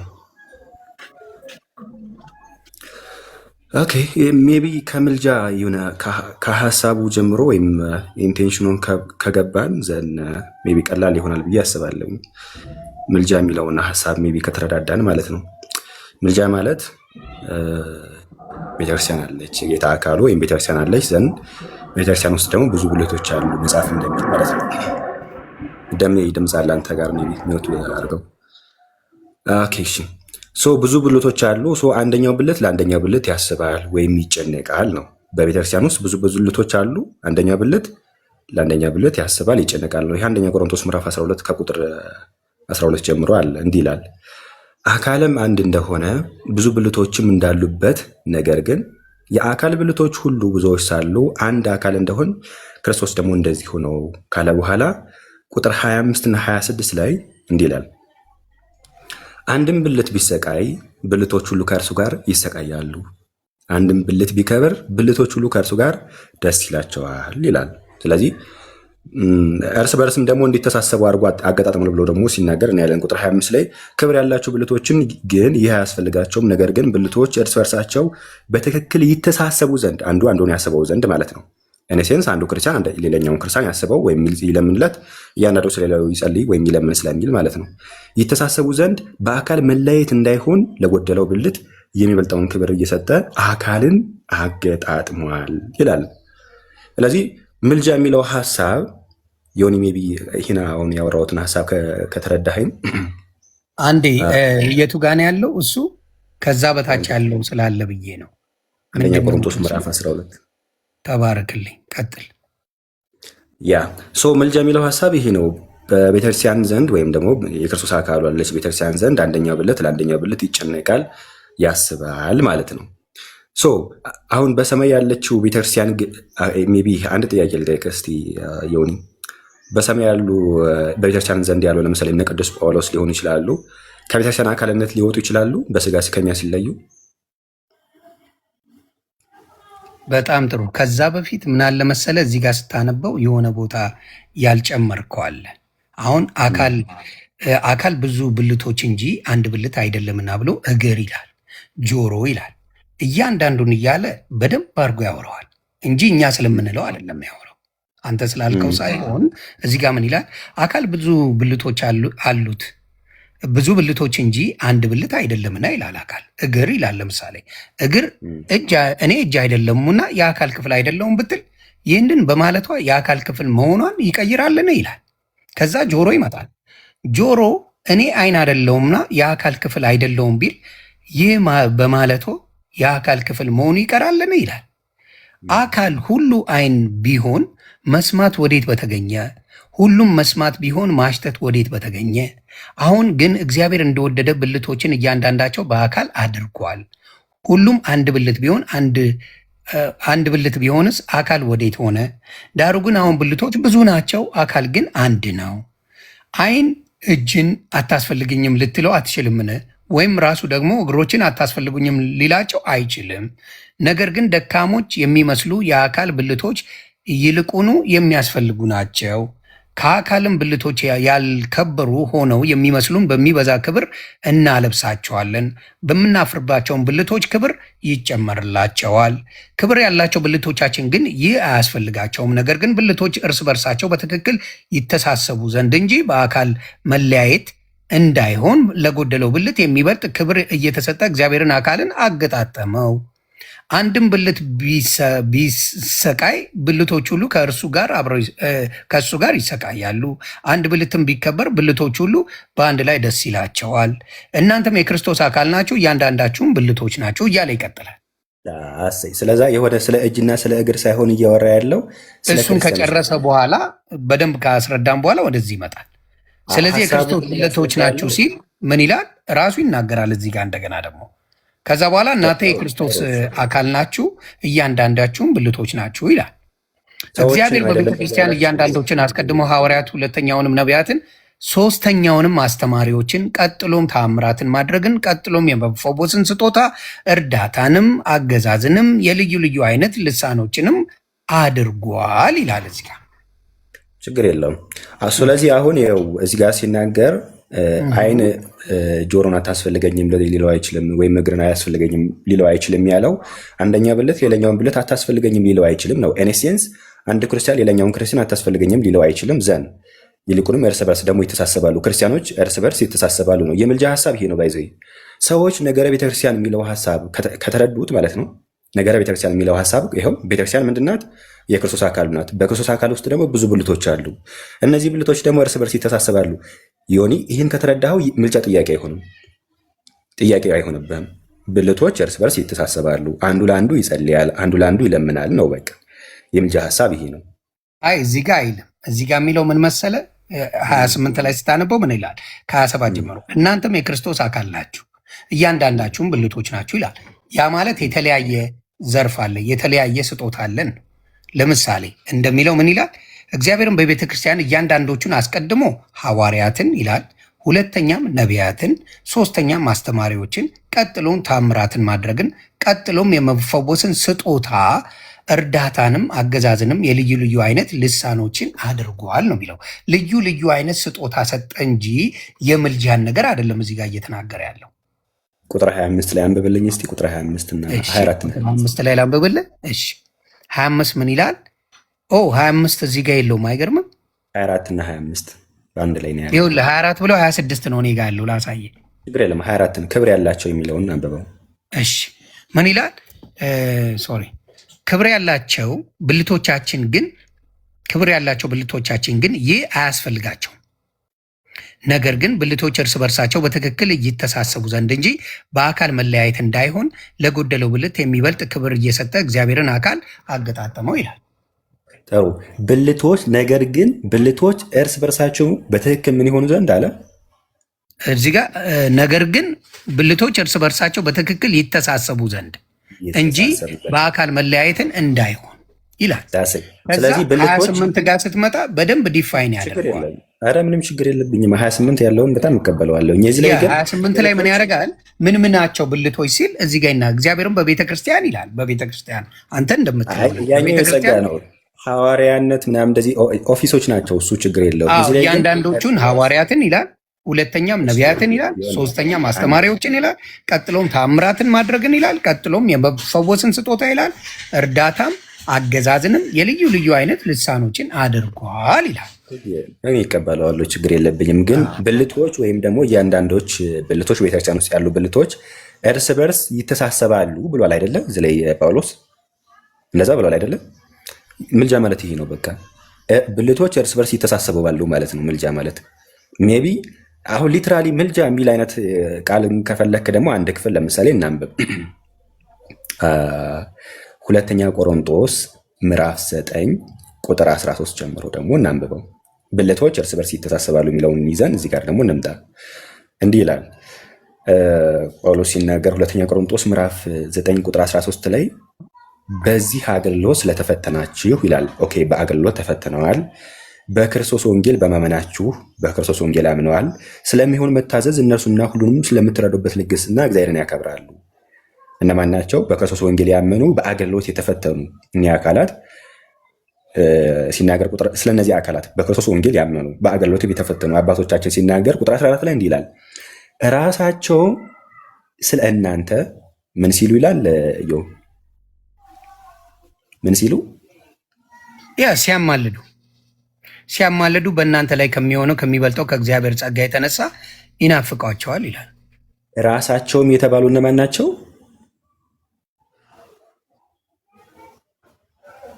ራሳቸውም የተባሉት በወንጌል ያመኑ በአገልግሎት የተፈተኑ ማለት ነው።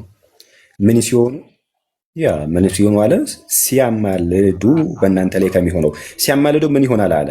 በእናንተ ላይ ከሚሆነው ከሚበልጠው ከእግዚአብሔር ጸጋ የተነሳ ይናፍቋቸዋል። የእግዚአብሔር ጸጋ ይሆናል እነሱ ሲያማልዱ ብሎ ያስቀምጣል ጳውሎስ ማለት ነው። ይህ ባይዘዌ በቃ ግልጽ ነው ማለት አልኩ እኮ። አሁን ለምሳሌ ቅዱስ የሆኑ ሰዎች ምን ያደርጋሉ? አሁን እኔ አንተን መማለድ እችላለሁ፣ መጸለይ ማለት ነው። ያ ማለት እነዚህ ሞተዋል ማለት አይደለም። ሞተዋል ይላል እዚህ ጋር። ከሞቱ በኋላ የሚል ነገር አለ አሁን እኮ ትንሽ ኮንፊውዥኑ የተፈጠረው ምኑ መሰለ ከሞቱ በኋላ ያማልዳሉ የሚባልና ከሞት በፊት የሚለው ችግር የለም። ስለመሞት ምድር ላይ እኔ አንተን ማማለድ፣ አንተ እኔን ማማለድ፣ አንተ ለእኔ መጸለይ፣ እኔ ለአንተ መጸለይ በደንብ እንችላለን። የሆነ ቦታ ስትሄድ ልትናፍቀኝ ትችላለህ። ውይ ይሄ አገልጋይ እኮ በጣም ነው የምወደው በጣም ነው የምናፍቀው ልል ይችላል። እደዝ ሞት ማለት አለ ታማልዳለህ አንተ ታማልዳለህ ማለት ነው። አንተ እኔ ለሆነ ሰው በጸልይ ወይናት ምንድን ነው ማለት ይሄኛውን ትምህርት ከየት ነው ያገኘው? እሺ ችግር የለውም ሞቲቬሽን አንዴ። እሺ ይሄኛውን ትምህርት ከየት ነው ያገኘው? ማን ያስተማረው? ከሞቱ በኋላ አያማልዱም የሚል ትምህርት ማን ያስተማረው? የትኛው ሐዋርያ ነው ያስተማረው? መልካም። አይ ከሞቱ በኋላ እኔ መጽሐፍ ቅዱስን ሳነብ አዲስ ኪዳን ላይ ከሞቱ በኋላ ስለ ሰዎች ልጆች የጸለዩ ስለሌሉ ቢኖሩ ኖሮ መጽሐፍ ቅዱስ ላይ ለመጻፍ ምንም የሚሳነው ነገር የለም። ምክንያቱም በዲቴል ሁሉ ነገር የጻፈ ነው መጽሐፍ ቅዱስ። ስለዚህ አግሪመንት ፍሮም ሳይለንስ ነው፣ ወይም ደግሞ መጽሐፉ ዝም ስላለ የሆነ አስተምሮ እየገረባህ ነው ማለት ነው እንግዲህ። ምክንያቱም መጽሐፉ መናገር አለበት አይደለ? አሁን ስለ ኢየሱስ ማዳን ስለኔና እኔ እናንተ ምድር ላይ ጸልየን እኔን አንተን አንተ እኔን ማስታረቅ እንደምንችል ወደ ጌታ ማምጣት እንደምንችል በብዙ ፈውስን መስራት እንደምንችል ምድር ላይ ተጽፎልናል። ተጻፈልን እኮ በኋላ ከሄዱ በኋላ ምንም አይነት ነገር የለም አባቴ የለም። ቢኖር አለ ብዬ ያሳየ ነበር። ችግር የለውም የለም ብሎ ያስተማረ ሐዋርያ ወይም ነብይ አንተ አለ ካልከኝ ወንድሜ አንተ አለ ካልከኝ አንተ አሳየኝ። ችግር የለውም እኔ ያሳያለሁ። አንተ ግን ትምህርቱ እንደ ትምህርት የለም ብለህ እየተናገርክ ስለሆነ የለም ከሞቱ በኋላ ሜይ ቢ ኤግዚስት አያደርጉም ለማለት ፈልገህ ይሁን ወይ ደግሞ ከቤተክርስቲያን አካልነታቸው ይቀራል ማለት ፈልገህ ኤግዚስት አላደረጉም አላልኩም። እኔ የኔ ምን መሰለህ አረዳል የኔ አረዳል አንድ እያወራው ስለ ዮኒ አንድ ሰማኛ ዘንድ እሺ ትምህርቱ የለም ባጭሩ ከሞቱ በኋላ እንደዚህ የተናገርከው ትምህርት የለም። አሁን የተናገርከው ትምህርት መጽሐፍ ላይ የለም። ምን ያልከው ከሞቱ በኋላ አያማልዱም የሚል ትምህርት ጭራሽ ድርሻው አይታወቅም የትኛውም ማለት ነው። ሜይ ቢ እኔ ከፈለክ አባቶችን ማሳየት እችላለሁኝ። ኢቨን በፕሮቴስታንቲዝምም ስንመጣ ሜይ ቢ አንተ ፕሮቴስታንት ስለሆንክ ሉተር ራሱ ይህን ነገር አክሴፕት ያደርጋል። እኛ ወደ እነርሱ ልንጸልይ አይገባም ይላል እንጂ ያማልዳሉ ሲባል ለምሳሌ የትንቢተ ዘካርያስ ምዕራፍ 1 ቁጥር 12ን ኮሜንት ሲያደርግ ሉተር ምንድን ነው ያለው? ያማልዳሉ፣ መላእክት ያማልዳሉ አባቶቻችን ምናምን። አሁን መካነ ኢየሱስ ራሱ ምን አክሴፕት ታደርገዋለች። ስለዚህ ማን ነው እንደዚህ ብሎ ያስተማራችሁ? በፕሮቴስታንቲዝም ሪፎርመሮች ራሱ በሰማይ ያሉ ቅዱሳን ወይም በሰማይ ያለችው የጌታ ቤተክርስቲያን የጌታ አካሉ ያማልዳሉ ብለው ከተናገሩ ሐዋርያቱም ደግሞ ይህን ትምህርት ኢግኖር ካላረጉት እናንተ ከየት አመጣችሁ ይህን ትምህርት? እኔ ችግር የለም ማሳያለሁ። አንተ ግን ከየት አመጣኸው ትምህርቱን? በጣም ጥሩ እንግዲህ ትንቢተ ዘካርያስም ሚሊዮን ጊዜ ስለው ነበረ። በብሉይ ኪዳን ዘመን መላእክቶች፣ ሰዎች ብዙ ነገር ኢቭን ሬሳውን ሲነካው የሆነ ሬሳ ተነስቶ እንደሮጠው ላይ ይናገራል። በጦርነት ላይ ሆነው በብሉይ ኪዳን ላይ እባብ ራሱ ሀሳብ ስጥ ስላልከኝ በተራይ አዳምጬ እየመለስኩ አንተን አይደለም ሌሎችን ነው የሚውት አድርጉ ያልኩ ዲያቆን አንድ የሚውት አድርግ አባቴ ዲያቆን ታንክ ዩ። ስለዚህ ምንድን ነው መሰለ በብሉይ ኪዳን ዘመን የትንቢተ ዘካርያስ ምዕራፍ 1 ቁጥር 12 ላይ ብታይ የማስታረቅ የምልጃ ስራ መልአኩ ሲሰራ ራሱ ይታያል እዛ ላይ። ሌሎችም አሁን ዳንኤልን ብታመጣው ካለቃችሁ ከሚካኤል በቀር የሚያጽናናኝ የለም ይላል። ብዙ ነገር እዛ ላይ አለ ብሉይ ኪዳን ላይ። አዲስ ኪዳን ላይ ሲመጣ ክርስቶስ ጠቅልሎ ወሰደው። ማዳኑንም ማማለዱንም መፍረዱንም ሁሉን ነገር ጠቀልለው የምስራች ተብሎ የተነገረን በደሙ የገዛን ክርስቶስ እንደሆነ ተናገረ። አሁን እዚህ ጋር የሚያድነው እሱ እንደሆነ እየተናገረ ሌላ ተጨማሪ አሁን ለምሳሌ ምድር ላይ ያለን ከዳንን በኋላ የሞተው በሞተው ምልጃ ወደ ሞተው ጸልየን እሱ አማልዶ እንደሚያድነን የተጻፈ ነገር የለም እያልኩ ነው። ካለ እንደሚያድንን ካለ መነጋገር እንችላለን። አንዱ ያለው መጽሐፍ ቅዱስ ላይ ያነበብኩት የሉቃስ ወንጌል ምዕራፍ 16 ላይ ስታነበው በአብርሃም እቅፍ አልዓዛር አለ፣ በዚህ በኩል ደግሞ ባለጠጋው ሲኦል ሆኖ ነበረ። ሲኦል ያለው እንኳን ምልጃ ሲጠይቅ እንደማይቻል በመካከላቸው ትልቅ ገደል እንዳለ አብርሃም አባት ተናግሯል። ምንም ነገር እንደማይገናኙ የተናገረበት አለ እንጂ በምልጃ የተሰራ ነገር ከላይ ሆኖ የለም እያልኩ ነው። እኔ አላነበኩ ካለ አንተ ደግሞ አይ ይሄ አለና ይሄው በምልጃው ከላይ ከስጋ ከተለዩ በኋላ በምልጃቸው ይሄን አድርገዋል የሚል ካለ አንተ አሳየኝና እዚሁ እኔም ልማር። እሱ ነው የኔ ጥያቄ። አባ ጥሩሽ አሁን ምንድን ያየ ነው? ትምህርቱ እንደ ትምህርት አጌነስት ነው ጭራሽ የለም ምናምን ብለው የሚሞግቱበት ትምህርት በመጽሐፍ ቅዱስ ሐዋርያቱ አስተምረውታል ወይ ሲባል የለም፣ ግን ይቃውማሉ። እኛ ያውላ እንዴት መሰላችሁ? የእኛም ትምህርት ላስረዳችሁ። ሰዎች ሞቱ ከተባለ በቃ ጠፉ፣ ኤግዚስት ማድረጋቸው ቀረ ማለት ነው እንዴ? ኤግዚስተንሳቸዋል ሊጠፉ አይችሉም። ፕላስም ደግሞ የቤተክርስቲያን አካልነታቸው ደግሞ ይቀራል ማለት አይደለም። ቅዱሳኑ የቤተክርስቲያን አካል ናቸው፣ አስቀድሞ የቤተክርስቲያን ብልት ናቸው። የቤተክርስቲያን ብልትነታቸው ሊቀር ይችላል የሚል ነገር የለም፣ አይቀርም። በሰማይ ያለች ቤተክርስቲያን እያሉ አባቶቻችን ኦገስቲን ወይም ደግሞ ሉተርም ጭምር ይህን ነገር አክሴፕት ያደርጋል፣ በሰማይ ያለች ቸርች የሚለውን ማለት ነው። ይህን ሀሳብ ከያዝነ በሰማይ ያሉ ቅዱሳን ይለምናሉ ወይ ሲባል አንደኛ ቆሮንቶስ ምዕራፍ 12 ላይ ጳውሎስ እንደተናገረው ኦብቪየስሊ ይህ ነገር አይቀርም፣ ይቀራል የሚል ነገር ስለሌለ ማለት ነው። አሁን እንደዚህ የሚል የለም ብለህ ተናገርክ፣ እንደዛ አይነት ነገር የለም ብለህ ተናገርክ፣ ይቀራል የሚል ስለሌለ እኔም ባይዘይ ማለት ነው ሌላ ምንም ጥቅስ መጥቀስም ራሱ አያስፈልገኝም። ስለሌለ ይቀራል የሚል ስለሌለ ትምህርቱ ይቆማል ማለት አይደለም። የቤተክርስቲያን አካልነታቸው ይቀራል ማለት አይደለም። የቤተክርስቲያን አካልነታቸው ካልቀረ ደግሞ በአጸደ ነፍስም ወይም ደግሞ ከሥጋ ከኛ ከተለዩ በኋላም የአካል ብልትነታቸው ስለማይቀር ጳውሎስ እንደተናገረው አንደኛ ቆሮንቶስ ምዕራፍ 12 ቁጥር 25 ላይ ክብር ያላቸው ብልቶች ግን ይህ አያስፈልጋቸውም፣ ነገር ግን ብልቶች እርስ በእርሳቸው በትክክል ይተሳሰቡ ዘንድ አለ። ምንድን ብልቶች? ኤኔሲያንስ በሰማይ ያሉ ቅዱሳኑም የጌታ ወይም የአካሉ ብልቶች ናቸው፣ የጌታ አካል ብልቶች ናቸው። ስለዚህ የቤተክርስቲያን አካልነታቸው ወይም ብልትነታቸው ስለማይቀር ብልቶች ደግሞ ይተሳሰባሉ። በሰማይ ያለው ቅዱሳን በምድር ያለው ቅዱሳን ያስባቸዋል። ይህ በጣም ብዙ መጽሐፍ ላይ ለምሳሌ ተጽፏል። መጽሐፍ ሄኖክን ብታዩቸው አይ ቲንክ መጽሐፍ ሄኖክ ምዕራፍ 9 ላይ ምዕራፍ 12 ላይ ይህ ነገር በሰማይ ያለው ቅዱሳን እንደሚለምኑ ኢቭን ቅድምም ስታወሩባቸው የነበረው የራእይ መጽሐፍ ላይ ማለት የሆነ ዲዳ ይሆናሉ ማለት አይደለም፣ ኮንቨርሴሽን ሁሉ ያደርጋሉ። የአብርሃምን ታሪክ ማየት እንችላለን። አብርሃም እና አልዓዛር ኮንቨርሴሽን ሲያደርጉ እናያለን። ስለዚህ ይለምናሉ፣ ጌታን ሲለምኑት ነበር። ለምሳሌ ፍረድልን እያሉ ለምነውታል። እንዲሁም ደግሞ በምድር ላሉ ሰዎችም ደግሞ ማራቸው እያሉ ደግሞ እንዲሁ ይለምናሉ። ምክንያቱም የቤተክርስቲያን ብልት መሆናቸው ስላልቀረ የቤተክርስቲያን ብልቶች ስለሆኑ የቤተክርስቲያን አካል ስለሆኑ ብልቶች ደግሞ እርስ በርስ ይተሳስባሉ። ፒሪየድ። ነገረ ቤተክርስቲያንን ከተረዳችሁት ምልጃ ጥያቄ አይሆንባችሁም። ባይዘይ አሁን ፕሮቴስታንቲዝም ላይ ችግሩ ምንድን ነው? ነገረ ቤተክርስቲያን የሚለው ሀሳብ እናንተ ላይ የለም። ምክንያቱም ቤተክርስቲያን የማጠፋ ናት፣ ከሐዋርያቱ ጊዜ ጀምሮ እስካሁን ኤግዚስት ያደረገች ናት የሚለውን ነገር አገነስት ናችሁ። የሆነ ጊዜ የሆነ ሪፎርም ስላደረጋችሁ ማለት ነው።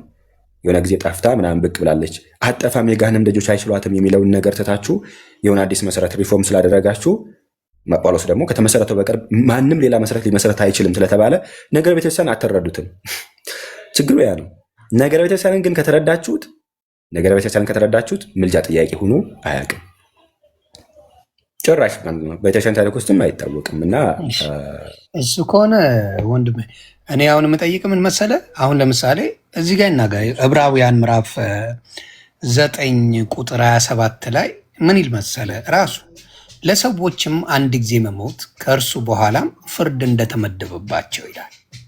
እንዲሁ ክርስቶስ ደግሞ የብዙዎችን ኃጢአት ሊሸከም አንድ ጊዜ ከተሰዋ በኋላ ያድናቸው ዘንድ ለሚጠባበቁት ሁለተኛ ጊዜ ያለ ኃጢአት ይታይላቸዋል ይላል። እንግዲህ ለሰው ልጆች አንድ ጊዜ መሞት ጻድቅም ሁን ምንም ሁን ምንድን ነው የሚለው እዚህ ጋር ከሞትን በኋላ ሙሉ ለሙሉ በስጋ ከተለየም በኋላ ከዛ በኋላ ፍርድ እንደተመደበባቸው ነው የሚለው። በክርስቶስ ያመኑት ደግሞ ሁለተኛ ያለ ኃጢአት እንደሚታይላቸው መጽሐፍ ቅዱስ ይናገራል። አሁን አንተ ካልከኝ ከላይ ሆነው ከኛ ጋር ያላቸው ኮኔክሽን ካለ እሱን የሚለውን ብታሳየኝና እንዳልኩ አባት አብርሃም ያደረገው ምንድነው ምንም ነገር እዛ ጋር ምንም እንደማይቻል ምንም ገደል እንዳለ በሲኦልና በእነሱ መካከል ትልቅ ገደል እንዳለና በምንም መገናኘት እንደማይችሉ ነው የተናገረው። ስለዚህ አንተ ካልከኝ ጋር እንዲስማማልኝ ከሰማይ ሆነው ወደኛ አሁን በስጋ የተለዩን ወደኛ የሚጸልዩ ወደኛ የሚማልዱ እነማን እንደሆኑ ብታሳየኝ ደስ ይለኛል እያልኩ ነው። አሁን ያነበበው ክፍል ከሞት በኋላ ፍርድ ተከናወነ። እኛ እኮ ወደ ሲኦል የወደቁትን አይደለም ያማልዳሉ ብለን ምናምነው እኮ በመንግስቱ ያሉ በክርስቶስ ያሉትን ይድናሉ ነው የሚለው። ገባ? በክርስቶስ ያመኑት ይድናሉ፣ ያላመኑት ግን ፍርድ ነው የሚመደብባቸው መጽሐፍ ቅዱስ ነው የሚለው። እሺ ጥሩ። አሁን ያነበብከው ክፍል ስለተፈረደባቸው ነው የሚያወራው። ምን አገባኝ እኔ ስለተፈረደባቸው። በሲኦል ያለ ያመልዳል አላልኩም። ስለ ሁለቱም ነው የሚያወራው አባቴ። አንዴ ስለ ሁለቱም ስለሆነ ብዬ ነው። ምን መሰለህ፣ እንዲሁ ደግሞ ክርስቶስ ደግሞ የብዙዎችን ኃጢአት ሊሸከም አንድ ጊዜ ከተሰዋ በኋላ ያድናቸው ዘንድ ለሚጠባበቁት ይላል ለሁለተኛ ጊዜ ያለ ኃጢአት ይታይላቸዋል። አየህ፣ በክርስቶስ የሆኑት ምንም ፍርድ የለባቸውም፣ ያለ ኃጢአት ነው የሚታይባቸው። በክርስቶስ ያልሆኑት ግን ይፈረድባቸዋል ነው የሚለው። ስለዚህ የሁለቱንም ለይቶ ነው የሚናገረው። በጌታ የሆኑ ዘንድ በጌታ የሆኑ ወይም ደግሞ ወደ መንግስቱ ወደ ገነት ይገባሉ አይደለም። እኛ እያወራን ያለ ነው በገነት ያሉት ያማልዳሉ ብለን የምናምነው። በሲኦል ያሉትስ አይመለከተንም። የቤተክርስቲያን አካል የሆኑትን ነው እየተናገርን ያለ ነው። ሞት ተፈረደባቸው የተባሉትን እኛ ስለማይመለከተን እሱ አይመለከተንም። ወደ መጽሐፋችን እንምጣ። ነፍስ መንፈስ ነች፣ ወይም ደግሞ የምትታይ የምትጨበጥ የምትዳሰስ አይደለችም። ምንድነች? መንፈስ ነች። ረቂቅ ትሆናለች ማለት ነው። ያቺ ረቂቅ ነፍስ ደግሞ በስጋ ዘንድ ስትሆን በስጋ ትናገራለች፣ በስጋ ታወራለች፣ በስጋ ነገርን ሁሉ ትከውናለች። ይህን ሀሳብ ካየን ነፍስ መንፈስ ነች ካልነ፣ እንዲሁ ደግሞ መላእክትም እንደዚሁ ናቸው። መናፍስት አይደሉ ወይም መንፈስ ናቸው። አገልጋዮችን መናፍስት የሚያደርግ ብሎ ዕብራውያን ምዕራፍ 1 ቁጥር 12 ላይ እንደተናገረ ጳውሎስ ማለት ነው። እንደዛ ከሆነ ለምሳሌ መላእክት ያማልዳሉ አይደለ? ለምሳሌ አራት እንስሶች ተብሎ የሚነገርላቸው መላእክት ያማልዳሉ ወይም ይለምናሉ አይደለ? ማኛው በየትኛው ላይ? በብሉይ ኪዳን ላይ በደንብ ያማልዱ ነበር። በደንብ ሐዲስ ኪዳንስ? አዲስ ኪዳን ላይ እስኪ ያሳየኝ። ሐዲስ ኪዳን መላእክት ስላላነበብኩኝ እስቲ ያነበብከው ካለ ብታሳየኝ። ሐዲስ ኪዳን ላይ ብሉይ ኪዳን ላይ ነበረ፣ ሐዲስ ኪዳን ላይ ቀርቷል የሚል የት ላይ ነው ያለው? እንደዛ የሚል እንግዲህ የጠየከኝን ነው እኔ የምነግርህ። በአዲስ ኪዳን ላይ በብሉይ ኪዳን ላይ እንዳልኩ አሁን ለምሳሌ እባብ ሙሴ እባብን ሳልተባለ እሱን አደረገ። ስለ እባብ ሳይሆን እሱን ያየ ይድናል ብሎ እባቡን ላይ የሚያደርግበት አጋጣሚ ነበር ነው ማለት። ብሉይ ኪዳን ላይ ችግር የለም። አንድ ጥያቄ ልጠይቅህ ዮኒ። ብሉይ ኪዳን ላይ ነበረ፣ አዲስ ኪዳን ላይ ቀርቷል የሚል ትምህርት ከየት ነው ያመጣኸው? በጣም ጥሩ። ስልኬን ልቀይረው መልሼ በዚህኛው ልግባና የኛው ባትሪ እየጨረሰብኝ ነው።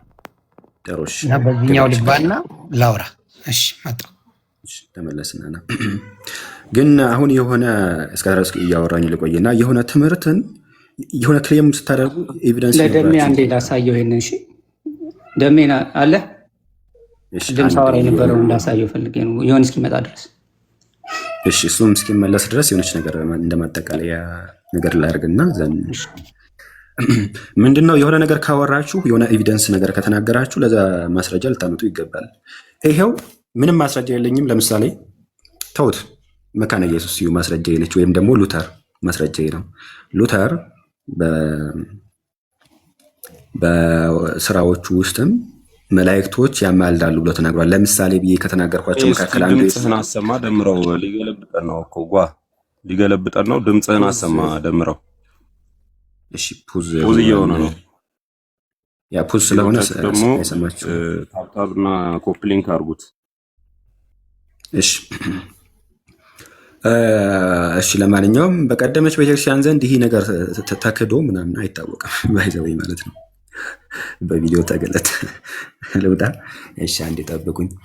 ለማንኛውም ግን ትምህርቱ የሆነ ትምህርት እንደዚህ ነው በብሉይ ኪዳን ነበረ፣ በሐዲስ ኪዳን ማን ነው ያለው? የትኛው ሐዋርያ ነው ያለው? በአዲስ ኪዳን ቀርቷል ያለው ሐዋርያ የትኛው ነው? ማስረጃ ልታመጡ ይገባል። እናንተ ማስረጃ ማታመጡ፣ እኛን ግን ማስረጃ አምጡ ብላችሁ የምትይዙ እንደዛ ነገር አይሰራም። ለማንኛውም መላእክት ሜይ ቢ ይህኛው ነገር አያዋጣችሁም ይመስለኛል። ለእናንተ የትኛው ነው የሚያዋጣችሁ? ልክ የሉተር አይነት ወይ ነው የሚያዋጣችሁ? ማለት ያማልዳሉ፣ ችግር የለውም የሚያማልዱ ይጸልዩ ምናምን ችግር የለውም። ግን ለእናንተ የሚያዋጣችሁ የሉተር ሙግት ይመስለኛል። ሉተር ምንድን ነው? ወደ እነርሱ መጸለይ አይገባንም ምናምን ኦምኒፖዘንት ስላልሆኑ እንደዚህ አይነት ነገሮችን ነው የሚናገረው እና ያኛው አይነት ሙግት ነው የሚሻላችሁ። ለማንኛውም ሲመለስ ደግሞ ኮንቨርሴሽን ማድረግ እንችላለን። ሞቲቬሽን ክርስቲያን ነህ ወይስ ፕሮቴስታንት ነህ? ክርስቲያን ነህ ወይስ ፕሮቴስታንት ነህ ያልክ?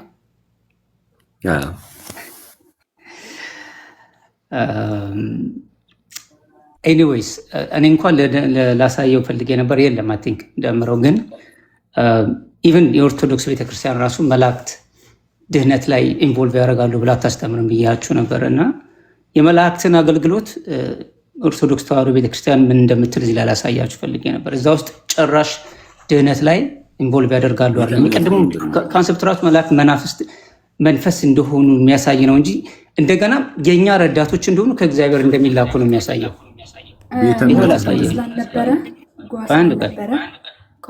አንተ እያወራህ ያለህበት እኔ አስተምር ነበር ባይዘው ምን ብለህ ነበረ? ከይቅርታ ጋር ምን ብለህ ነበረ አንተ? ምን ብሎ ነበረ? ምናልባት ወደ ሀሳባችሁ እንድትመለሱ አንድ ላይ ስለ መናፍስት ብቻ ስለመሆናቸው ነው እንጂ እገዛን አያደርጉም መዳንን ይወርሱ ዘንድ አይደለም ያወራው ብሏል። እና መጽሐፉ ግን አስቀምጦታል። እስቲ ትመለሱበታላችሁ። አሁን እንደዚህ አይደለም ያልኩት። እሺ እኔ ያልኩት ምንድን ነው እዛ እሱ ፓርት የሚያወራው ብቻ መሆናቸው ነው የሚናገረው ብልሃት ህዝብ ብቻ አላልኩም። ችግር የለውም ኮንቨርሴሽን እናደርጋለን። ያላልኩትን አላትበያት አይደል? እንደዛ ጥሩ አለ። እሺ ባይዘው ያኔ አልነበርኩም አንተ ስታወራና በቃ ደሜ ተኝቷል። እኔ አፍት ጎል አሳያችሁ ነበር። እኔ ቅድም ያልኩትን ግን ወይ በቀን ይተኛል እንዴ? ኢትዮጵያ እኮ ቀን ነው። ተፍ ተፍ እያለ ኧረ ሽቀላ ላይ ነው። አልተኛም። ደም እየተፍ ተፍ እያለ ነው። 10 ደቂቃ ነው ያለኝ። እኔ ሰማችሁና ልወጣ ስል ግን አሳያለሁ። ደሜሽ አይ አሳየውና ብትወጣ አይሻልም? በቃ አሳየው። ደሜ በትልቁ አድርገውና ያሳያችሁ። እኔ ለወንድሜ ዕብራውያንን ስለማሳየው ብዬ ነው። የዕብራውያን ምዕራፍ 7 ከ17 ጀምሮ እናነበዋለን። ወንድማችን ጓ የሚለው ስም ተመችቶኛል። ንፍታሌም ይባላል። ንፍታሌም ማለት ትችላለህ። እሺ እሺ። አሪፍ እንትን ነው። ባይ ዘ ወይ ማን ነው ስምህ? ይፍታዬ? ንፍታሌም። ይፍታሌም። ኦኬ። አይ ደስ ይላል። ምክንያቱም ስርዓትህ ራሱ ደስ ይላል። ምንም እንደዚህ ነው ሁላችሁ መነጋገር ያለባችሁ። በቃ በክብር ይሄ ነው ኢትዮጵያዊነት እንጀነራል። ከአንተ በፊት የነበሩ ትንሽ እንትን ሲያደርጉ ስለነበረ ነው። አትሊስት እንደዚህ እና ፖዚቲቭ ነገር ሬኮመንድ ማድረግ ነበርኩኝ ችግር የለውም። ስላልነበርኩኝ ሰው እንትን ለማለት ችግር የለውም። ኤቪደንሶችን እስከደረስ አዘጋጅና ኮንቨርሴሽኑን ይኸውና ላሳየዋለሁ እና ከዛ እወጣለሁ።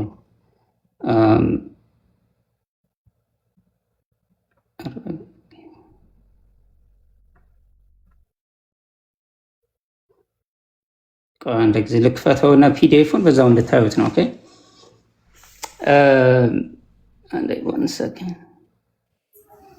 እሺ ሜቢ ጊዜ ውሰድና ኤቪደንሶችን አዘጋጅ እስከደረስ ኮንቨርሴሽን እናድርግ ማኛው ጋር አይ ቲንክ እንደዛ ይመስለኛል። እሺ አዘጋጃችሁ ምልክት ሰጣለሁ። እሺ ምን ይል መሰለ ምን የሚል ነበር የምታመጣልኝ? ይብቻለም ስለ ህጉ እዛ በብሉይ ኪዳን ስለነበረው የተሻረበትን ነው እኔ አመጣልሃለሁ ያልኩ። እሷን አልጠየቅኩም። ኦኬ በብሉይ ኪዳን የነበረው ምንድነው ተሽሯል አይደል? አልጠየቅኩም። ስለዚህ አይ ብሉይ ኪዳን ላይ ባለው ስትለኝ ምንድነው ያወራ ነው መሰለ? ድጋሚ ልጠይቅህ ግድ የለም። ድጋሚ ልጠይቅህ ጥያቄ እንደዚህ ነው። ጥያቄ ምልጃ ጋር በተገናኘ በብሉይ ኪዳን ምልጃ ነበረ። ለምሳሌ መላእክትን ብለን አነሳና በብሉይ ኪዳን ትንቢተ ዘካርያስ ስለሆነ በብሉይ ኪዳን እንደዛ ነበረ ብለህ ተናገርክና በሐዲስ ኪዳን ቀርቷል፣ ምልጃ ቀርቷል የሚል የት ላይ ነው ያለው ነው። ስለ ህግ አይደለም፣ ስለ ምልጃ ነው። በጣም ጥሩ። እኔ የተረዳሁትን በአዲስ ኪዳን ላይ ልናገር። የተረዳሁትን ገባ። የተረዳሁት ምንድን ነው? እንደ አንተ ይላል ዕብራውያን ምዕራፍ 7 ቁጥር 17 አንተ እንደ መልከ ጸዲቅ ሹመት ለዘላለም ካህን ነህ ብሎ ይመሰክራልና ይላል። ህጉ ምንም ፍጹም አላደረገምና ስለዚህ የምትደክም የማትጠቅምም ስለሆነች የቀደመች ትእዛዝ ትሽራለች፣ ወደ እግዚአብሔርም የምንቀርብበት የሚሻል ተስፋ ገብቷል። እነርሱም ያለ መሐላ ካህናት ሆነዋልና እርሱ ግን ጌታ አንተ እንደ መልከ ጸዲቅ ሹመት ለዘላለም ካህን ብሎ ማለ አይጸጸትም ብሎ በተናገረለት ከመሐላ ጋር ካህን ሆኗልና ያለ መሐላ ካህን እንዳልሆነ ሰጠን ይላል። እንዲሁ ኢየሱስ ለሚሻል ኪዳን ሆኗል ይላል። ለሚሻል ኪዳን። ስለዚህ የተሻለ ነገር ተሰጥቶናል። በህግ ብለን በፊት ህግን በመሻር ህግን ባለማክበር ህግን እንትን በማለት የማይሆንልን ነገርን አሁን በክርስቶስ ብቻ በማመን በሱ ብቻ በሚሆነው ነገር እንደምንድን ነው እዚህ ጋር የሚናገረው። ስለዚህ የህግ ሽረት አለ። ህግ ሽረት ማለት ደግሞ ሌሎችንም ይጠቀልላል ብዬ ነው እኔ ማስበው እዚህ ጋር እንደተረዳሁት። የምር በጣም የሆነ እንትን አልኩኝ፣ ፋኒ ያረከኝ መጨረሻ። ለማንኛውም መልሱስ አይነት ነገር ነው። በቃ አሁን የምለው ይህንን ነው። እኔ ጠየቅኩኝ ስለ ምልጃ ነው። ለምሳሌ መላእክቶች በብሉይ ኪዳን ያማልዱ ነበር፣ በሐዲስ ኪዳን ቀርቷል። የትኛው አለ? ህግ። የእንስሳት መስዋዕት አዎ ቀርቷል፣ የለም። ወይም የብሉይ ኪዳን የሌዊ ዘር ክህነት አሁንም ቀርቷል። ጌታ የሾማቸው ሐዋርያት ናቸው እንጂ ያሉት ወይም ሐዋርያን አበው ናቸው እንጂ ያሉት የሌዊ ክህነት የለም፣ ቀርቷል። ስለዚህ አዎ እስማማለሁኝ። ግን ምልጃ ወሳ ስለዚህ እስቲ ይቅርታ አዲስ ኪዳን ላይ መላእክቶች ያማለዱበትን ወይም ያስታረቁበትን አንድ ቦታ አሳየኝ። ቀርቷል ብለኸኝ እኮ ኤቪደንስ እየጠበቅኩ ነበረ። አንተ ህግ ቀርቷል አልከኝ። ህግማ ቀርቷል፣ ምልጃ ቀርቷል። ሚሌት ላይ አይ የለማ። ከሌለ ለምንድን ነው ምልጃ ቀርቷል የምትለው? ምንድን ነው የሚባለው? ከሌለ በጣም ያለ ማስረጃ ማለት ነው። ያለ ማስረጃ ሳይሆን አሁን ለማስረጃነትማ ለማስረጃነትማ ብሉይ ኪዳን ላይ እንዳለ እኔም ነገርኩ። ትንቢተ ዘካርያስን ማንበብ ትችላለህ። በግልጽ የማማለድ ስራ ነው የሰራው ከሌሎቹ ሁሉ ትንቢተ ዘካርያስ ቃል በቃል ለምንድን ነው ማትላቸው ብሎ ቃል በቃል ነው የተናገረው። እኔ ግን የጠየቅኩኝ ያ ችግር የለውም ተስማማን። ሐዲስ ኪዳን ነው ትቀበላለህ? ምልጃ እንዳለ እየነገረ ነው በጥቅስ ብሉይ ኪዳን ላይ በአዲስ ኪዳን ላይ እሱን እኮ ነው የምንተያየቀው። አባቴ የለም እያልክ አንዴ መልጃ የለም እያልክ አንዴ አይ በደንብ አልሰማ። እኔና ጓ ተስማምተናል። አባ እሱ አይደለም ጥያቄ። ጥያቄው ሌላ ነው። ምንድን ነው ያለው መሰለህ? ብሉይ ኪዳን ላይ ምልጃ አለ፣ ግን አዲስ ኪዳን ላይ ተቋረጠ የሚል የቱ ጋር አለ ብሎ ነው የጠየቀኝ። ትክክለኛ ጥያቄ ነው የጠየቀኝ። ገብቷል? ትክክለኛ ነው የጠየቀኝ ሲለኝ እኔ ደግሞ አዲስ ኪዳን ላይ ምንም የመላእክቶች የምልጃ ስራ እንደ ብሉይ ኪዳን የለም፣ አላነበብኩም፣ ካለ አሳየኝ እያልኩት ነው። የሚያሳይ የሚያሳይ የመላእክትን ነው ወይስ ደግሞ እንዳጠቃላይ መልጃ መጽሐፍ ቅዱሳዊ አዲስ ኪዳን ላይ የለም እያልክ ነው አንተ? የመላእክትን ነው አባቴ ያወራ ነው። የሌላ እንዳለ ታምናለህ? የሌላ የምን እሱን የትኛው በምድር ላይማ ምልጃ አለ ብራዘር። ቴንኪው እኮ እሱን አሁን የቱ ጋር የተቋረጠው? አንተማ እኔ ለአንተ እንመላለዳለን አባ። ያ በቃ ያው ቀጥል። አሁን አምጥቼልሃለሁ፣ አመጣሁልህ። ቀጥል። እዚህ ጋርማ ተግባባን እኮ ደግሜ አሁን አንተ ራሱ ዮኒ ማለት ነው አሁን ያመጣኸው ራሱ ዕብራውያን 7 ያመጣኸው ዕብራውያን 7 9 የጠቀስ ሰባት እሱ እንኳን ያመጣኸውን ስለ መላእክት ነው እያወራን ያለ ነው። የጠየኩት መላእክት ምልጃውን እንደማያገለግሉ ነው የሚል ሀሳብ አመጣ። ግን እሱ እኮ ስለ መላእክት አይደለም ስለ ሰው ምልጃ እኮ ነው የሚያወራው። ተውት፣ ችግር የለውም። አሁን ስለምን አልሰማዋትም እናቱ?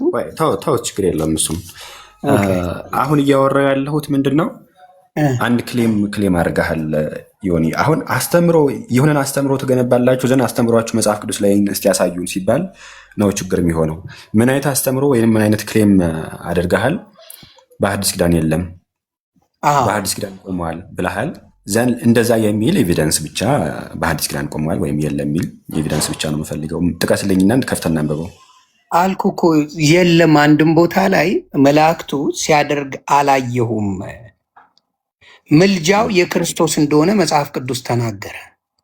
ምልጃው ክርስቶስ ብቻ እንደሆነ አማላጁ የህይወት ምልጃ ክርስቶስ እንደሆነ ተናገረ። ማንም መዳን በማንም የለም ማለት። አይ ቆይ ስለ ድነትም አይደለም ስለ ጌታም አይደለም እያወራን ያለ ነው፣ መላእክት ጋር ነው እያወራን ያለ ነው። እሺ መላእክቱን እሺ አንተ እሺ አልኩ እኮ እኔ አሁን አዲስ ኪዳን ላይ አንድም መላእክት ልክ ብሉይ ኪዳን ላይ እንዳማለደው ምልጃ አላነበብኩም የለም አልኩ። አለ ምትለኝ ከሆነ አሳየኝና ልመን አልኩ። ጥሩሽ መልካም እሺ። ስለዚህ ምንድነው እየሆነ ያለው? ሰሟን መላእክት ሲያማልዱ ስላላየሁ ወይ ደግሞ እንደዛ ሲያደርጉ ስላላየሁኝ የለም የሚል አይነት ነገር ነው እየተናገረ ያለው። ምንድነው እያለን ያለው ዮኒ? እሺ አንዴ ስምን። እኔ ለምሳሌ አብረን ቁጭ ብለን ዮኒ ሱቅ ላይ የሆነ ነገር ገዛ ምናምን ብለን የያዘው ሱቅ ላይ የሆነ ነገር ገዛና እኔ ግን ሳልገዛ ቀረው። ንፍታሌም ሱቅ ላይ አልገዛምና ብር የለውም አይነት ትምህርት ነው። ይህ በጣም አደገኛ ትምህርት ነው። የሆነ ነገር ስላልተጻፈ የለም የሚል ትምህርት በጣም አደገኛ ነው። እንደዚህ ያለ ነገር የለም። ለማንኛውም አንድ ክፍል ሜቢ አውጥተን እናንብብ እስቲ። እነሱ የለም የሚል ትምህርት ይዛሉ። የለም የሚል አምጡ። የለም ራሱ መልስ ነው ማለት ነው። እንቀጥልና አንድ የመጽሐፍ ክፍል እናንብብ እኛ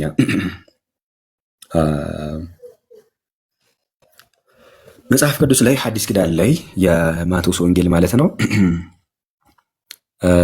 ምዕራፍ 18 ቁጥር 19 ላይ እንዲህ ይላል፣ ከእነዚህ ከታናናሾች አንዱ እንዳትንቁ ተጠንቀቁ፣ መላእክቶቻቸው በሰማያት ዘወትር በሰማያት ያለውን የአባቴን ፊት ያያሉ እላችኋለሁና ይላል። አሁን ጌታችን ኢየሱስ ክርስቶስ ሲናገር ታናናሾችን እንዳትንቁ ተጠንቀቁ፣ ምክንያቱም በሰማይ ያለውን አባቴን ያያሉና ብሎ ተናገረ። ምን ማለት ይመስልሃል? ያያሉ ለምንድን ነው የሚያዩት? ለምን ይመስልሃል ዮኒ? በጣም ጥሩ። የቱ ጋ ነው?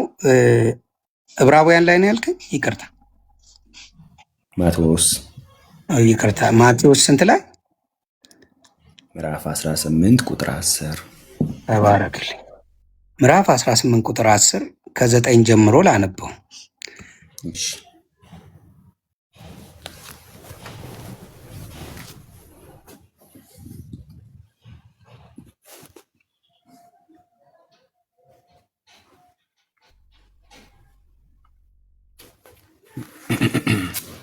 ከነዚህ ከታናናሾቹ አንዱን እንዳትንቁ ተጠንቀቁ። እስር ካሉት ነው እንጂ ሰማይ ቤት ላሉት አይልም። ከታናናሾች መላእክቶች በሰማያት ይላል። መላእክቶቻቸው በሰማያት ዘወትር በሰማያት ያለውን የአባቴን ፊት ያያሉ እላችኋለሁና ይላል። ታዲያ ይሄ ማለት ምን ማለት ነው? በአንተ በእኔ ምድር ላይ ነው እነዚህ ያሉት፣ የትም አልሄዱም። እኔ ምድር ላይ አይደሉም አላልኩም። መላእክቶች ምድር ላይ ነው ያሉት። ወደ እግዚአብሔር ቢጸልዩ መላእክቶች አሉ የሚጠብቋቸው። ወደ እግዚአብሔር ሲጸልዩ እንጂ ወደ መላእክት ሲጸልዩ አይደለም የሚያገኟቸው። መቼም ወደ እግዚአብሔር ይጸልያሉ፣ መላእክት አሉ። ዮኒ አሁን ይኸውልህ ኢንቮኬሽን ኦፍ ሴንት እና ኢንተርሴሽን ሁለቱ ይለያያሉ። ሁለቱን አደባልቃቸውና ያያሉ በሰማይ ያለውን የአባቴን ያያሉ መላእክቶቻቸው ያያሉ ተብሎ ተነገረ። ምን ማለት ነው ነው ጥያቄ። ከእነዚህ ከታናናሾቹ አንዱን እንዳትንቁ ተጠንቀቁ፣ መላእክቶቻቸው በሰማያት ዘወትር በሰማያት ያለውን የአባቴን ፊት ያያሉ እላችኋለሁ። የሰው ልጅ የጠፋውን ለማዳን መጥቷልና ይላል።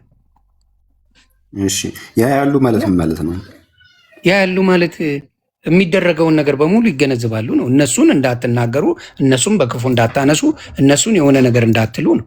አንድንም ነገር እንዳታደርጉ ያህል የሚጠብቋቸው መላእክቶች አሉ ነው ከነዚህ ከታናናሾች እንዳትንቁ ተጠንቀቁ። ለምን? ስለዚህ ያሉ ማለት ስለዚህ ይሄኛው ምንድን ነው አንተ የተረዳህበት መንገድ?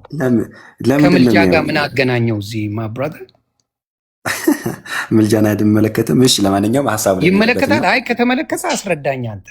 ኦብቪስሊ አዎ፣ ምልጃ ነው ይሄ። አዎ ምድር ላይ እኮ ነው ያለው ሰውየው። ኧረ ቆይ አንዴ፣ ስለ መላእክት ነው። መላእክት ምን ያደርጋሉ? በሰማይ ያለውን የአባቴን ፊት ያያሉ እያለ ነው። ትክክል። ይለምናሉ ማለት ነው። የአባቴን ፊት ያያሉ ማለት ይለምናሉ ማለት ነው። አዎ ታዲያ ምንድን ነው ታዲያ? እኔ በእግዚአብሔር ፊት የምቆመው ገብርኤል ነኝ ማለት ምን ማለት ነው?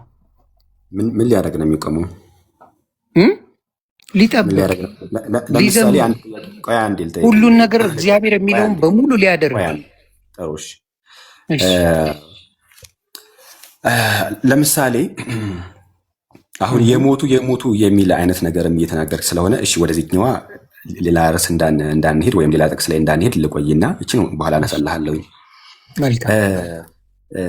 አንድ ሰው ለምሳሌ ሽምግልና ሜይ ቢ ምናምን ሲላክ አይተህ ከሆነ ይቆማሉ። በእናት አባት በሽምግላ በሚላክበት በእናት አባት ፊት ይቆማሉ። ለምን እንደሚቆሙት ሲላኩ መጀመሪያ የተላኩበት ምክንያት አለ። ምን ልጃችንን ለልጅ የሚባል ጥያቄ አለ። ለሱ ነው መጥተው የሚቆሙት። የስ ምን ሊያደርጉ ይቆማሉ? ልጃችንን ለልጃችን ጠይቁልን ተብለው ከዚህ ተነግሯቸው፣ ስለዚህ ሊጠይቁ ወይም ሊለምኑ ነው የሚቆሙት። ሊለምኑ ሊጠይቁ ይሄዳሉ። እሺ ሊለምኑ ምን በለው ወይም ልጃችንን ፍቀዱልን፣ ፍቃድ ሊጠይቁ ችግር የለውም። ደሴም ቃላት ናቸው። ከነዚህ ከተናናሾች አንዱን እንዳትንቁ ተጠንቀቁ አለ። ኦኬ ሰዎች ተናናሾች አሉ። መላእክቶቻቸው የነሱ መላእክት የነሱ ጠባቂ በሰማይ ያለውን የነዚህ ሰዎች ጠባቂ ማለት ነው። በሰማይ ያለውን የአባቴን ፊት ያያሉ አለ። ያያሉ ማለት ምን ማለት ነው ነው ሀሳቡ? በእግዚአብሔር ፊት ይቆማሉ ያያሉ ማለት ይለምናሉ። መላእክቶች በእግዚአብሔር ፊት የሚቆሙ ናቸው። በእግዚአብሔር ፊት የሚሰግዱ ናቸው። ለእግዚአብሔር የሚታዘዙ ናቸው መላእክቶች። እንደዛ ነው መጽሐፍ ቅዱስ የሚናገረው። እሱን አይደለም እያወራሁ ያለሁት አሁን ኮንቴክስቹዋሊ። እዚህ ጋር የሚለው እሱን ነው። ከነዚህ ከታናናሾቹ አንዱን እንዳትንቁ ማለት ምድር ላይ ሆነው ለእግዚአብሔር የእግዚአብሔር የሆኑትን ነው። መቼም ሌላውን አይደለም። የእግዚአብሔር የሆኑትን እንዳትንቁ ምን ይላል? ተጠንቀቁ። መላእክቶቻቸው በሰማያት ዘወትር በሰማያት ያለውን የአባቴን ፊት ያያሉ እላችኋለሁ። የሰው ልጅ የጠፋውን ለማዳን መጥቷልና ምን ይመስላችኋል? ለአንድ ሰው መጥቶ በጎች ቢኖሩት ከእርሱም አንዱ ቢባዝን 99ኙን በተራራ ትቶ ሄዶም የባዘነውን አይፈልግም ነው ይላል። ስለዚህ የሰው ልጅ የጠፋውን ለማዳን መጥቷልና። ከዛ በኋላ የሚለው ምንድን ነው? የሰው ልጅ የጠፋውን ለማዳን መጥቷልና። ጥሩሽ ያያሉ ማለት ወይም በእግዚአብሔር ፊት ይቆማሉ ማለት ምን ማለት ነው? እኔ ይሄው እየተናገርኩ ነው። ምንድን ነው ብዬ ተናግሬ ያለው? ትርጓሜያችንም ከፍቼ ማሳየት እችላለሁኝ። ቀደም አባቶችን መክፈት እችላለሁኝ። ያያሉ የሚለው ሀሳብ ቆይ አንዴ፣ ሞቲቬሽን ያያሉ የሚለው ሀሳብ ይለምናሉ ነው፣ ሊለምኑ ወይም ሊጠይቁ ነው እዛ ላይ የሚቆሙ ብዬ ተናገርኩኝ። አንተ ምን እሺ አይቶ እኔ እዚህ ጋር ማለኮ እንደዚህ ይላል ደግሞ ከዛ በኋላ ወደ 13ም ወደ 14ም ስመጡ ችግር የለውም ወደታች ትሄዳለህ። አሁን ግን ምን ሊያደርጉ? አይ እዚህ ጋር አለ ወደ ታች ስሄድ አገኘው መልሱን። አይገርምም? ምን ይላል 13 ላይ ብትሄድ ምን ይል መሰለ? ቢያገኘውም ይላል ያ ከ99 አንዱን ማለት ነው። ቢያገኘውም እውነት እላችኋለሁ ካልባዘኑት ከ99 ይልቅ እርሱ ደስ ይለዋል። እንደዚሁ ከነዚህ ከታናናሾቹ አንዱ እንዲጠፋ በሰማያት ያለው አባታችሁ ፈቃድ አይደለም። የማን ፈቃድ አይደለም? የአምላክ ፈቃድ አይደለም። ስለዚህ የአምላክ ፈቃድ ስላልሆነ መላእክቶቹን ይልካል። መላእክቶቹን ይልክና እነዚህ ሰዎች ላይ ጥቃት ሊያደርሱ የሚፈልጉትን ምን ሊያደርጉ የሚፈልጉትን ምን ይጠብቃቸዋል ነው። እንደዚሁ ከታናናሾቹ አንዱ እንዲጠፉ በሰማያት ያለው አባታችሁ ፈቃድ አይደለም። የእግዚአብሔር ፍቃድ ሳይኖር መላእክቶች በራሳቸው ምንም ሊያደርጉ አይችሉም እያልኩ ነው። እኔ እሱን ፍቃድ እግዚአብሔርን አይደለም ጥያቄ እየጠየኩ ያያሉ ማለት ወይም በእግዚአብሔር ፊት ይቆማሉ ማለት እኔ ይለምናሉ ይጠይቃሉ ማለት ነው ብዬ ተናገርኩኝ። አንተ ምን ማለት ነው? ለእኔ ምን ማለት ነው? ለእኔ ምን መሰለ እግዚአብሔር ሲላቸው ያደርጋሉ። እነዚህ አሁን ለእግዚአብሔር ቆይ ለአንተ ራሱ ልጠይቀ እነዚህ ሰዎች ከታናናሾቹ አንዱ ያሉት እዚህ መላእክቶቹን ጠይቀው ነው? እስቲ ንገረኝ። መላእክቶቹን ጠይቀው ነው? ወደ መላእክቱ ጸሎት አድርገው ነው? እስቲ አስረዳኝ አባ። አይደለም ጥያቄ ምን ማለት ያያሉ ማለት ምን ማለት ነው ጥያቄ። ስለዚህ አደይን ደደይ አሁን በእናንተ እምነት አደይን ደደይ የምናወራው ወደ መላእክት ተጸልዮ መላእክቶች ያደርጋሉ። የኔን እምነትማ ነግሬሃለሁ ዮኒ። ይሄ አይደለም ያያሉ ማለት ምን ማለት ነው? እኔማ ያያሉ ያልኩ እግዚአብሔር አምላክ ምን አለ እዚህ ጋር ተናገረ እኮ እንዲሁ አለ 14 ላይ ሲመጣ እንዲሁ ከነዚህ ታናናሾቹ አንዱ እንዲጠፉ በሰማያት ያለው አባታችሁ ፈቃድ አይደለም አለ። እግዚአብሔር አምላክ አልፈቀደውም። ስለዚህ እግዚአብሔር አምላክ ካልፈቀደ እነዚህ መላእክቶች ይልካል፣ በእነዚህ መላእክቶች ያስጠብቃል፣ በእነዚህ መላእክቶች እነዚህ ሰዎች የሚፈልጉትን ነገር ይታዘዙላቸዋል። ይሄ ነው የኔ አረዳድ። ያያሉ ማለት ፊትን ያያሉ ማለት ምን ማለት ነው? ፊትን ያያሉ ማለት በእግዚአብሔር ፊት ይቀርባሉ ማለት ነው። በእግዚአብሔር ፊት ይቆማሉ ማለት ነው። ምን ሊያደርጉ ነው የሚቀርቡት? በእግዚአብሔር ፊት ነገርኩ እኮ በእግዚአብሔር ፊት ይቆማሉ። ጥሩ፣ በእግዚአብሔር ፊት ይቆማሉ። ምን ሊያደርጉ? ይኸው አሁንም ሊለምኑ ብያለሁ። አንተ ምን ሊያደርጉ ነው? አንተ ሊለምኑ ነው የምትለው? ስለ ሰዎቹ ብለው ሊለምኑ ነው አንተ የምትለው? በእግዚአብሔር ፊት የሚቆሙ ለምሳሌ እኔ አሁን ማጣቀሻ ክፍሎችን መጥቀስ እችላለሁኝ። እንደዚህ ነው ብዬ ማለት ነው። ለምሳሌ በእግዚአብሔር ፊት ሲቆሙ መላእክት ምን ሊያደርጉ ነው? ሊለምኑ ነው። ለምሳሌ ትእዛዝ ሊቀበሉ ሊለምኑ አይደለም። አንዴ እንደዛ ተብሎ ሲነገር እንደዛ እንደሆነ ላሳይህ ነው። በእግዚአብሔር ፊት ጥሩሽ መላእክት የእግዚአብሔር ልጆች ተብሎ የተጠሩበት ክፍል አለ በመጽሐፈ ኢዮብ ላይ ያለ ማለት ነው። መጽሐፈ ኢዮብ ብሉይ ኪዳን እኮ ተግባባን በሱ እኮ። ቆይ አንዴ እኔ ሀሳቡን ነው እንዴ ብሉይ ኪዳን አትቀበልም እንዴ? ዮኒ ምን ትንቢተ ዘካርያስንም ነገርኩ። ኧረ ፕሊስ አንዴ እሺ ቀጥል አባዬ። እኔ ነግረ የለ እንዴ ትንቢተ ዘካርያስ የምታነበው ይነግርሃል። ችግር የለም። አይ ነው ይቆማሉ የሚለውን ወይም ያያሉ የሚለውን ነገር እንድተረዳው ነው ምን ማለት ነው። እሱንማ ኧረ መጠየቁን ራሱ በደንብ ማማለዱን ያሳየለ እንዴ ትንቢተ ዘካርያስ። በአዲስ ኪዳን ቁሟል የሚለውን ነገር ያሳየኝ። በቃ ወደ ቀደም ተባረክልኝ። በአዲስ ኪዳን ማን መሰለ አማላጅነቱ አስታራቂነቱ የተሰጠው ክርስቶስ ኢየሱስ ነው። አልጠየኩም እንዲህ አልጠየኩም። መላእክት በአዲስ ኪዳን ምልጃቸው ቁሟል ብሎ ያስተማረህ።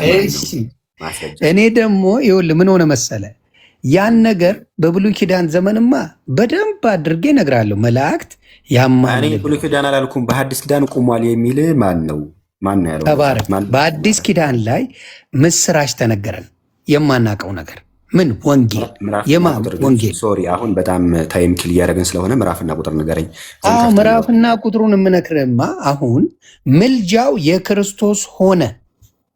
አረ ፕሊስ የመላእክት ምልጃ ቁሟል የሚል ኤቪደንስ ማስረጃ፣ አንዲት ማስረጃ ብቻ ነው የምፈልገው። ኖ እኔ ነገርኩህ እኮ አማላጅነት ዮኒ ሰማሁ እኮ አንተን ማስረጃ እኮ በደንብ ሰማሁ። ምን አልከኝ መሰለህ? ከነ ጥያቄ ልንገርህ አቋርጧል የሚለውን ንገረኝ ነው ያልከው። መላእክትም ሆነ ማስረጃ ስጠኝ ነው ያልከኝ አይደለ? ተባረክ።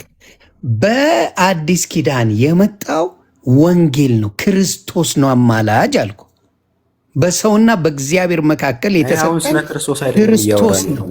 ፕሊስ አንዴ ይኸውልህ አሁን ይኸውልህ ምን አይነት ነገርን እየተናገረ ነው ያለው?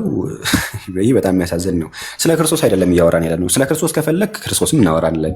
አሁን ግን መላእክት በብሉይ ኪዳን ያማልዱ ነበር፣ በአዲስ ኪዳን አቁሟል ብሎ ያስተማረህ ማን ነው የነገረህ? ሐዋርያ ምዕራፍና ቁጥር እዚህ ምዕራፍና ቁጥር ብለህ ንገረኝ። ለሱማ ጥሩ አልኩ እኮ። አንተ ደግሞ አልተቋረጠም ካልከኝ እኔ ያልኩበት አዲስ ኪዳን በክርስቶስ ስለሆነ እኔን ተወኝና አንተን ተውኩ። የእኔን እኮ ነው የምመልስልህ። መቀበል አለመቀበል ያንተ ፋንታ ነው። በአዲስ ኪዳን ላይ አማላጅ ሆኖ ፈራጅ ሆኖ አምላክ ሆኖ የመጣው ኢየሱስ ክርስቶስ ነው። ሁሉንም ስራ እሱ ችግር የለብኝም ስለ ክርስቶስ። እኔ አሁን የፈለግኩት ሌላ ቀን እሺ አንተ ችግር የለም። 2 ደቂቃ ተሰጣችሁ ያሳያችኋለሁ። ካልሆነ ኔክስት ታይም ኦኬ። አይ ማሳየት ትችላለህ። ኦኬ ላሳያችሁ። አንድ በትልቁ አድርገኝ ደምረው ቆይ አንዴ ኮንቨርሴሽናችን በትልቁ አድርገኝ ዮኒ እንትን ካል ችግር የለም። እኔ ሳይሆን የእሱን ፍቃድ ያስፈልጋል። እናንተ ጊዜያችሁን ወስዳችሁ እንድታወሩ እኔ አንድ ነገር አሳይቻችሁ ሞቲቬሽን ላክለት ወይ ለደምረው ላክለት። የሆነ ጥያቄ መልስ ፈልጋለሁ። አንዴ ዮኒ ምዕራፍና ቁጥር ነው የምፈልገው።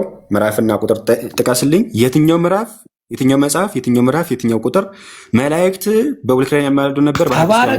እሱን አሁን እኔ አሁን በገባኝ እነግርሃለሁ። አንደኛ ጢሞቴዎስ። ያንተን መረዳትን ያልፈልግም። የኔ መረዳት ሰው መጽሐፍ ቅዱስ በሚለው ነው። መጽሐፍ ቅዱስ በሚለው እናወራለን። እኔ ነኝ ኤክስፕሌን ማድረገው። ምዕራፍ 2 ቁጥር 5 ላይ የምን ከቁጥር 5 ከአንድ ጀምሮ ማንበብ እንችላለን። ደስ ከአንድ ጀምሮ እንዲህ ይላል። እኔ ላንብበዋል። እኔ አይደል ያልኩት?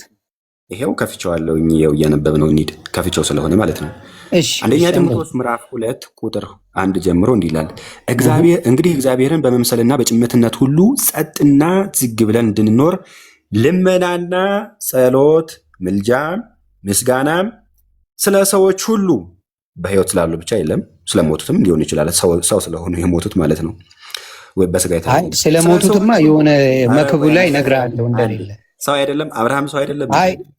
ከሞቱ በኋላ ሞተዋል ነው አባቴ የምንለው። ጠፋ ማለት ነው። እኔ ስለና አብርሃም እናወራለን። ችግር የለውም። እኔ ነኝ አይደል ሀሳቡን ያመጣሁት። እኔ ለምን አላነበውም? ይሄው እያነበብኩት እኮ ነው። ቆይ እኔ አይደል ያልኩ? ቆይ ያንተን ምዕራፍ እኔ ነኝ የማነበው ወይስ አንተ? እኔ ላንብበው። ታንኪዩ። እንግዲህ እግዚአብሔር በመምሰልና በጭንቀት ሁሉንም በጭምትነት ይቅርታ ሁሉ ጸጥና ዝግ ብለን እንድንኖር ልመናና ጸሎት፣ ምልጃም፣ ምስጋናም ስለ ሰዎች ሁሉ ስለ ነገስታትና ስለ መኳንንትም ሁሉ እንዲደረጉ ከሁሉ በፊት እመክራለሁ። ምልጃም እየሰማችሁ ነው። እዚህ ጋር አለ።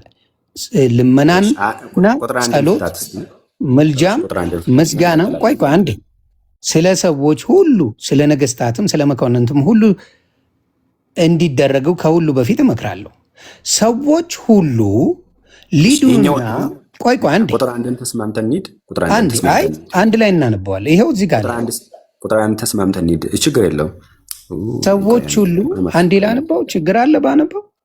ችግር የለውም። አንድ ቁጥርን ተስማምተን ሰዎች ሁሉ ሊድኑና ሙሉ ሀሳቡን ካልተረዳ ነው እኮ ትርጉም የለው። አንድ ቁጥርን ፈተናት እንሂድ። እኔ እያነበብኩኝ ቆይ እኔ በሰጠው ጥቅስ ጌታው ዮኒ ፕሊዝ ቁጥር 1ን ተስማምተን ላነበው። አይዞ ኢትስ ኦኬ።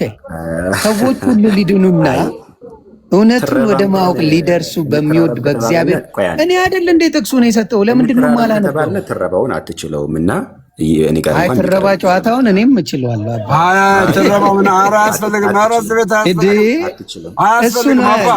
እኔ አይደለም ትረባው ከኛ ወዲያ ፉጨት ማሞጥሞጥ ነው። ይቅር እስኪ እሱ ሳይሆን ላነበው። ምንድን ነው ችግሩ? እኔ በስርዓት ነው ማወራ። እኔስ መቼ እኔ አይደል እንዴ ማነበው? እኔ ነኝ ጥቅሱን የሰጠው። ደምረው እሺ ንገረኝ በፈጣሪ ምንድን ነው? እኔ ምን አልኩ መሰለህ? ለደምረው ልንገርህ። ለደምረው ምን አልኩኝ መሰለህ? ጥቅስ ይኸኛው ምልጃ እኔ አትበል። ይኸኛው ምልጃ ያቀረብኩልህ ስለ ሰዎች ምልጃ እንዳለ ስነግርህ እኔ ያልኩት ስለ መላእክት ነው አልክ። በመላእክት ምልጃ አመንክ? ምልጃ እንዳለ በአዲስ ኪዳን ላይ በመላእክት ምልጃ እንዳለ አመንክ? አይ አዲስ ኪዳን ላይ የለም አልኩ እኮ። ይኸው ስለ እነሱ በአባታቸው ፊት የሚታይ አለ ብሎ አሳየክ። እሱን ትቀበላለህ? የቱ ጋር ምኑ ጋር ይማልዳሉ የሚሌት ቦታ አሳየው። የሚታይላቸው ስለ ቅድም አነበበላል። አሳየው። መታየትና ማማለድ ምን መጀመሪያ መላእክት ላይ ጨርሶ። ይሄኛው ስለ ሰው ነው። ስለ መላእክት እንደታየላቸው በአባታቸው ፊት እንደታየላቸው አሳዩ። እኔ ጥቅሱን አልኩኝ። እኔ ላንብብ አልኩኝ። እሺ ተባባልን። እኔ ላንብብ ይሄኛው ስለ መላእክት አይደለም። ይሄ ስለ መላእክት አይደለም። ያወራው ስለ መላእክት ስለሆነ በመላእክት ዙሪያ ላይ አዲስ ኪዳን ላይ ምልጃን እንደሚያቀርቡ አመንክ አላመንክም? ይሄ ነው። አዲስ ኪዳን ላይ እኔ የለም አልኩ። ይሄው አሳየውሽ አለ አሳየኝ አልኩ። ደምረ ሐዲስ ኪዳን ላይ የለም ባይዘው ማለት ነው። ደሜ ሐዲስ ኪዳን ላይ የለም የሚል አይነት ማስረጃ ሊያመጣ ፈልጎ ነው ባይዘው ወደዚህ የመጣው። ዘን ወደዚህ ሲመጣ ግን ጳውሎስ ምንድን ነው ያለው? ከሁሉ በፊት አስቀድሞ የሚመክረው ስለ ሰዎች ሁሉ፣ ስለ ነገስታትም፣ ስለ መኳንንትም። ለምሳሌ ነገስታት ማን ልበል? ለምሳሌ ከነገስታት መካከል በፊት የነበሩ ነገስታትን እንጥራ። ለምሳሌ ሰሟንን እንጥራና ንጉሴ ኬሌ ሙቷል። ስለ ነገስታት ሁሉ ወይም ስለ መኳንንት ሁሉ ጸልዩ ብሏል። እኔ ራምብል ይኸውልህ እንደዚህ ይላል። የመላእክት ምልጃ እንዳለ ልንገርህ። ከዛ በኋላ ቀጣይ ከወዳጅ ጋር ትቀጥላለህ። ኦኬ እሺ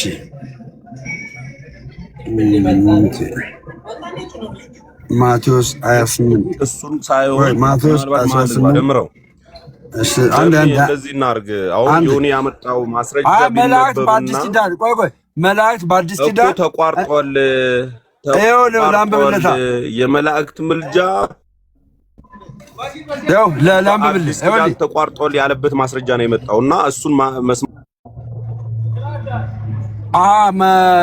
ይሄንን አንብቦለት ከዛ በኋላ ተቋርጧል አለ። እሱ እንዳለ ግን አመነ።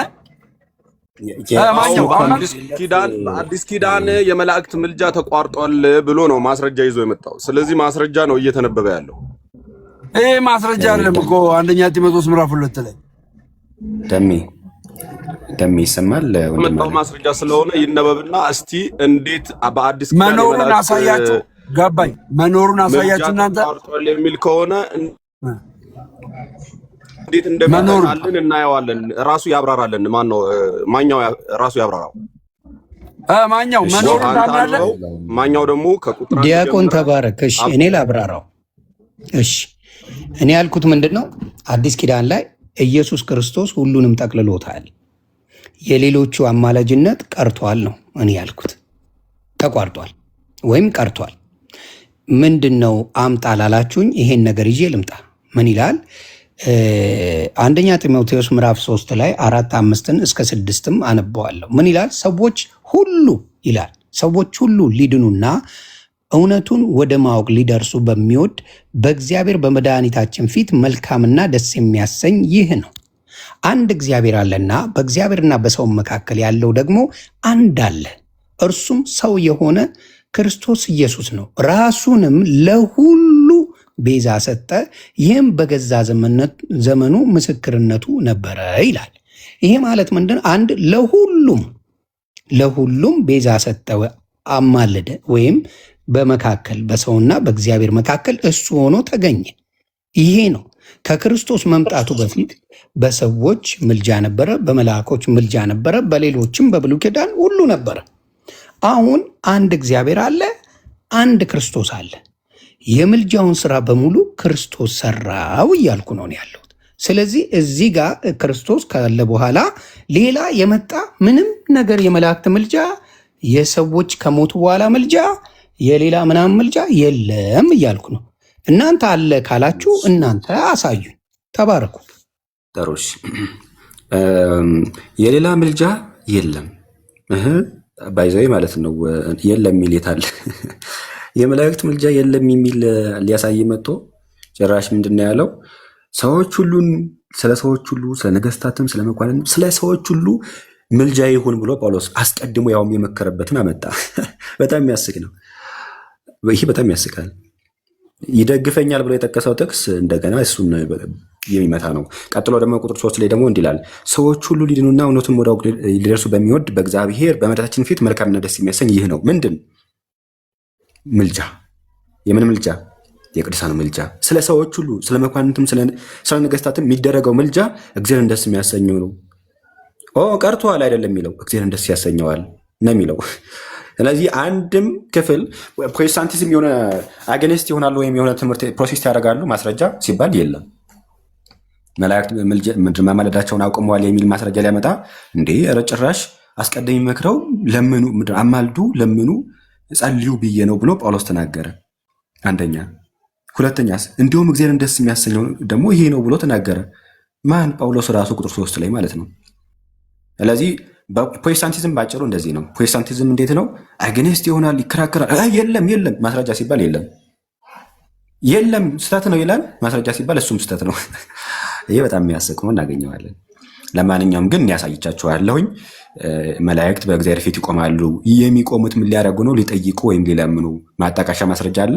አዎ አለኝ። ለምሳሌ የሚቆሙት ምን ሊያደርጉ ነው? ሊለምኑ እንደሆነ መጽሐፍ ሲናገር መጽሐፈ ኢዮብ ምዕራፍ 2 ቁጥር 1 ጀምሮ ከዕለታት አንድ ቀን እንዲሆነ የአምላክ ልጆች ኢኔሴንስ መላእክት ማለት ነው በእግዚአብሔር ፊት ለመቆም መጡ። ሰይጣንም ደግሞ በእግዚአብሔር ፊት ለመቆም ከመካከላቸው መጣ።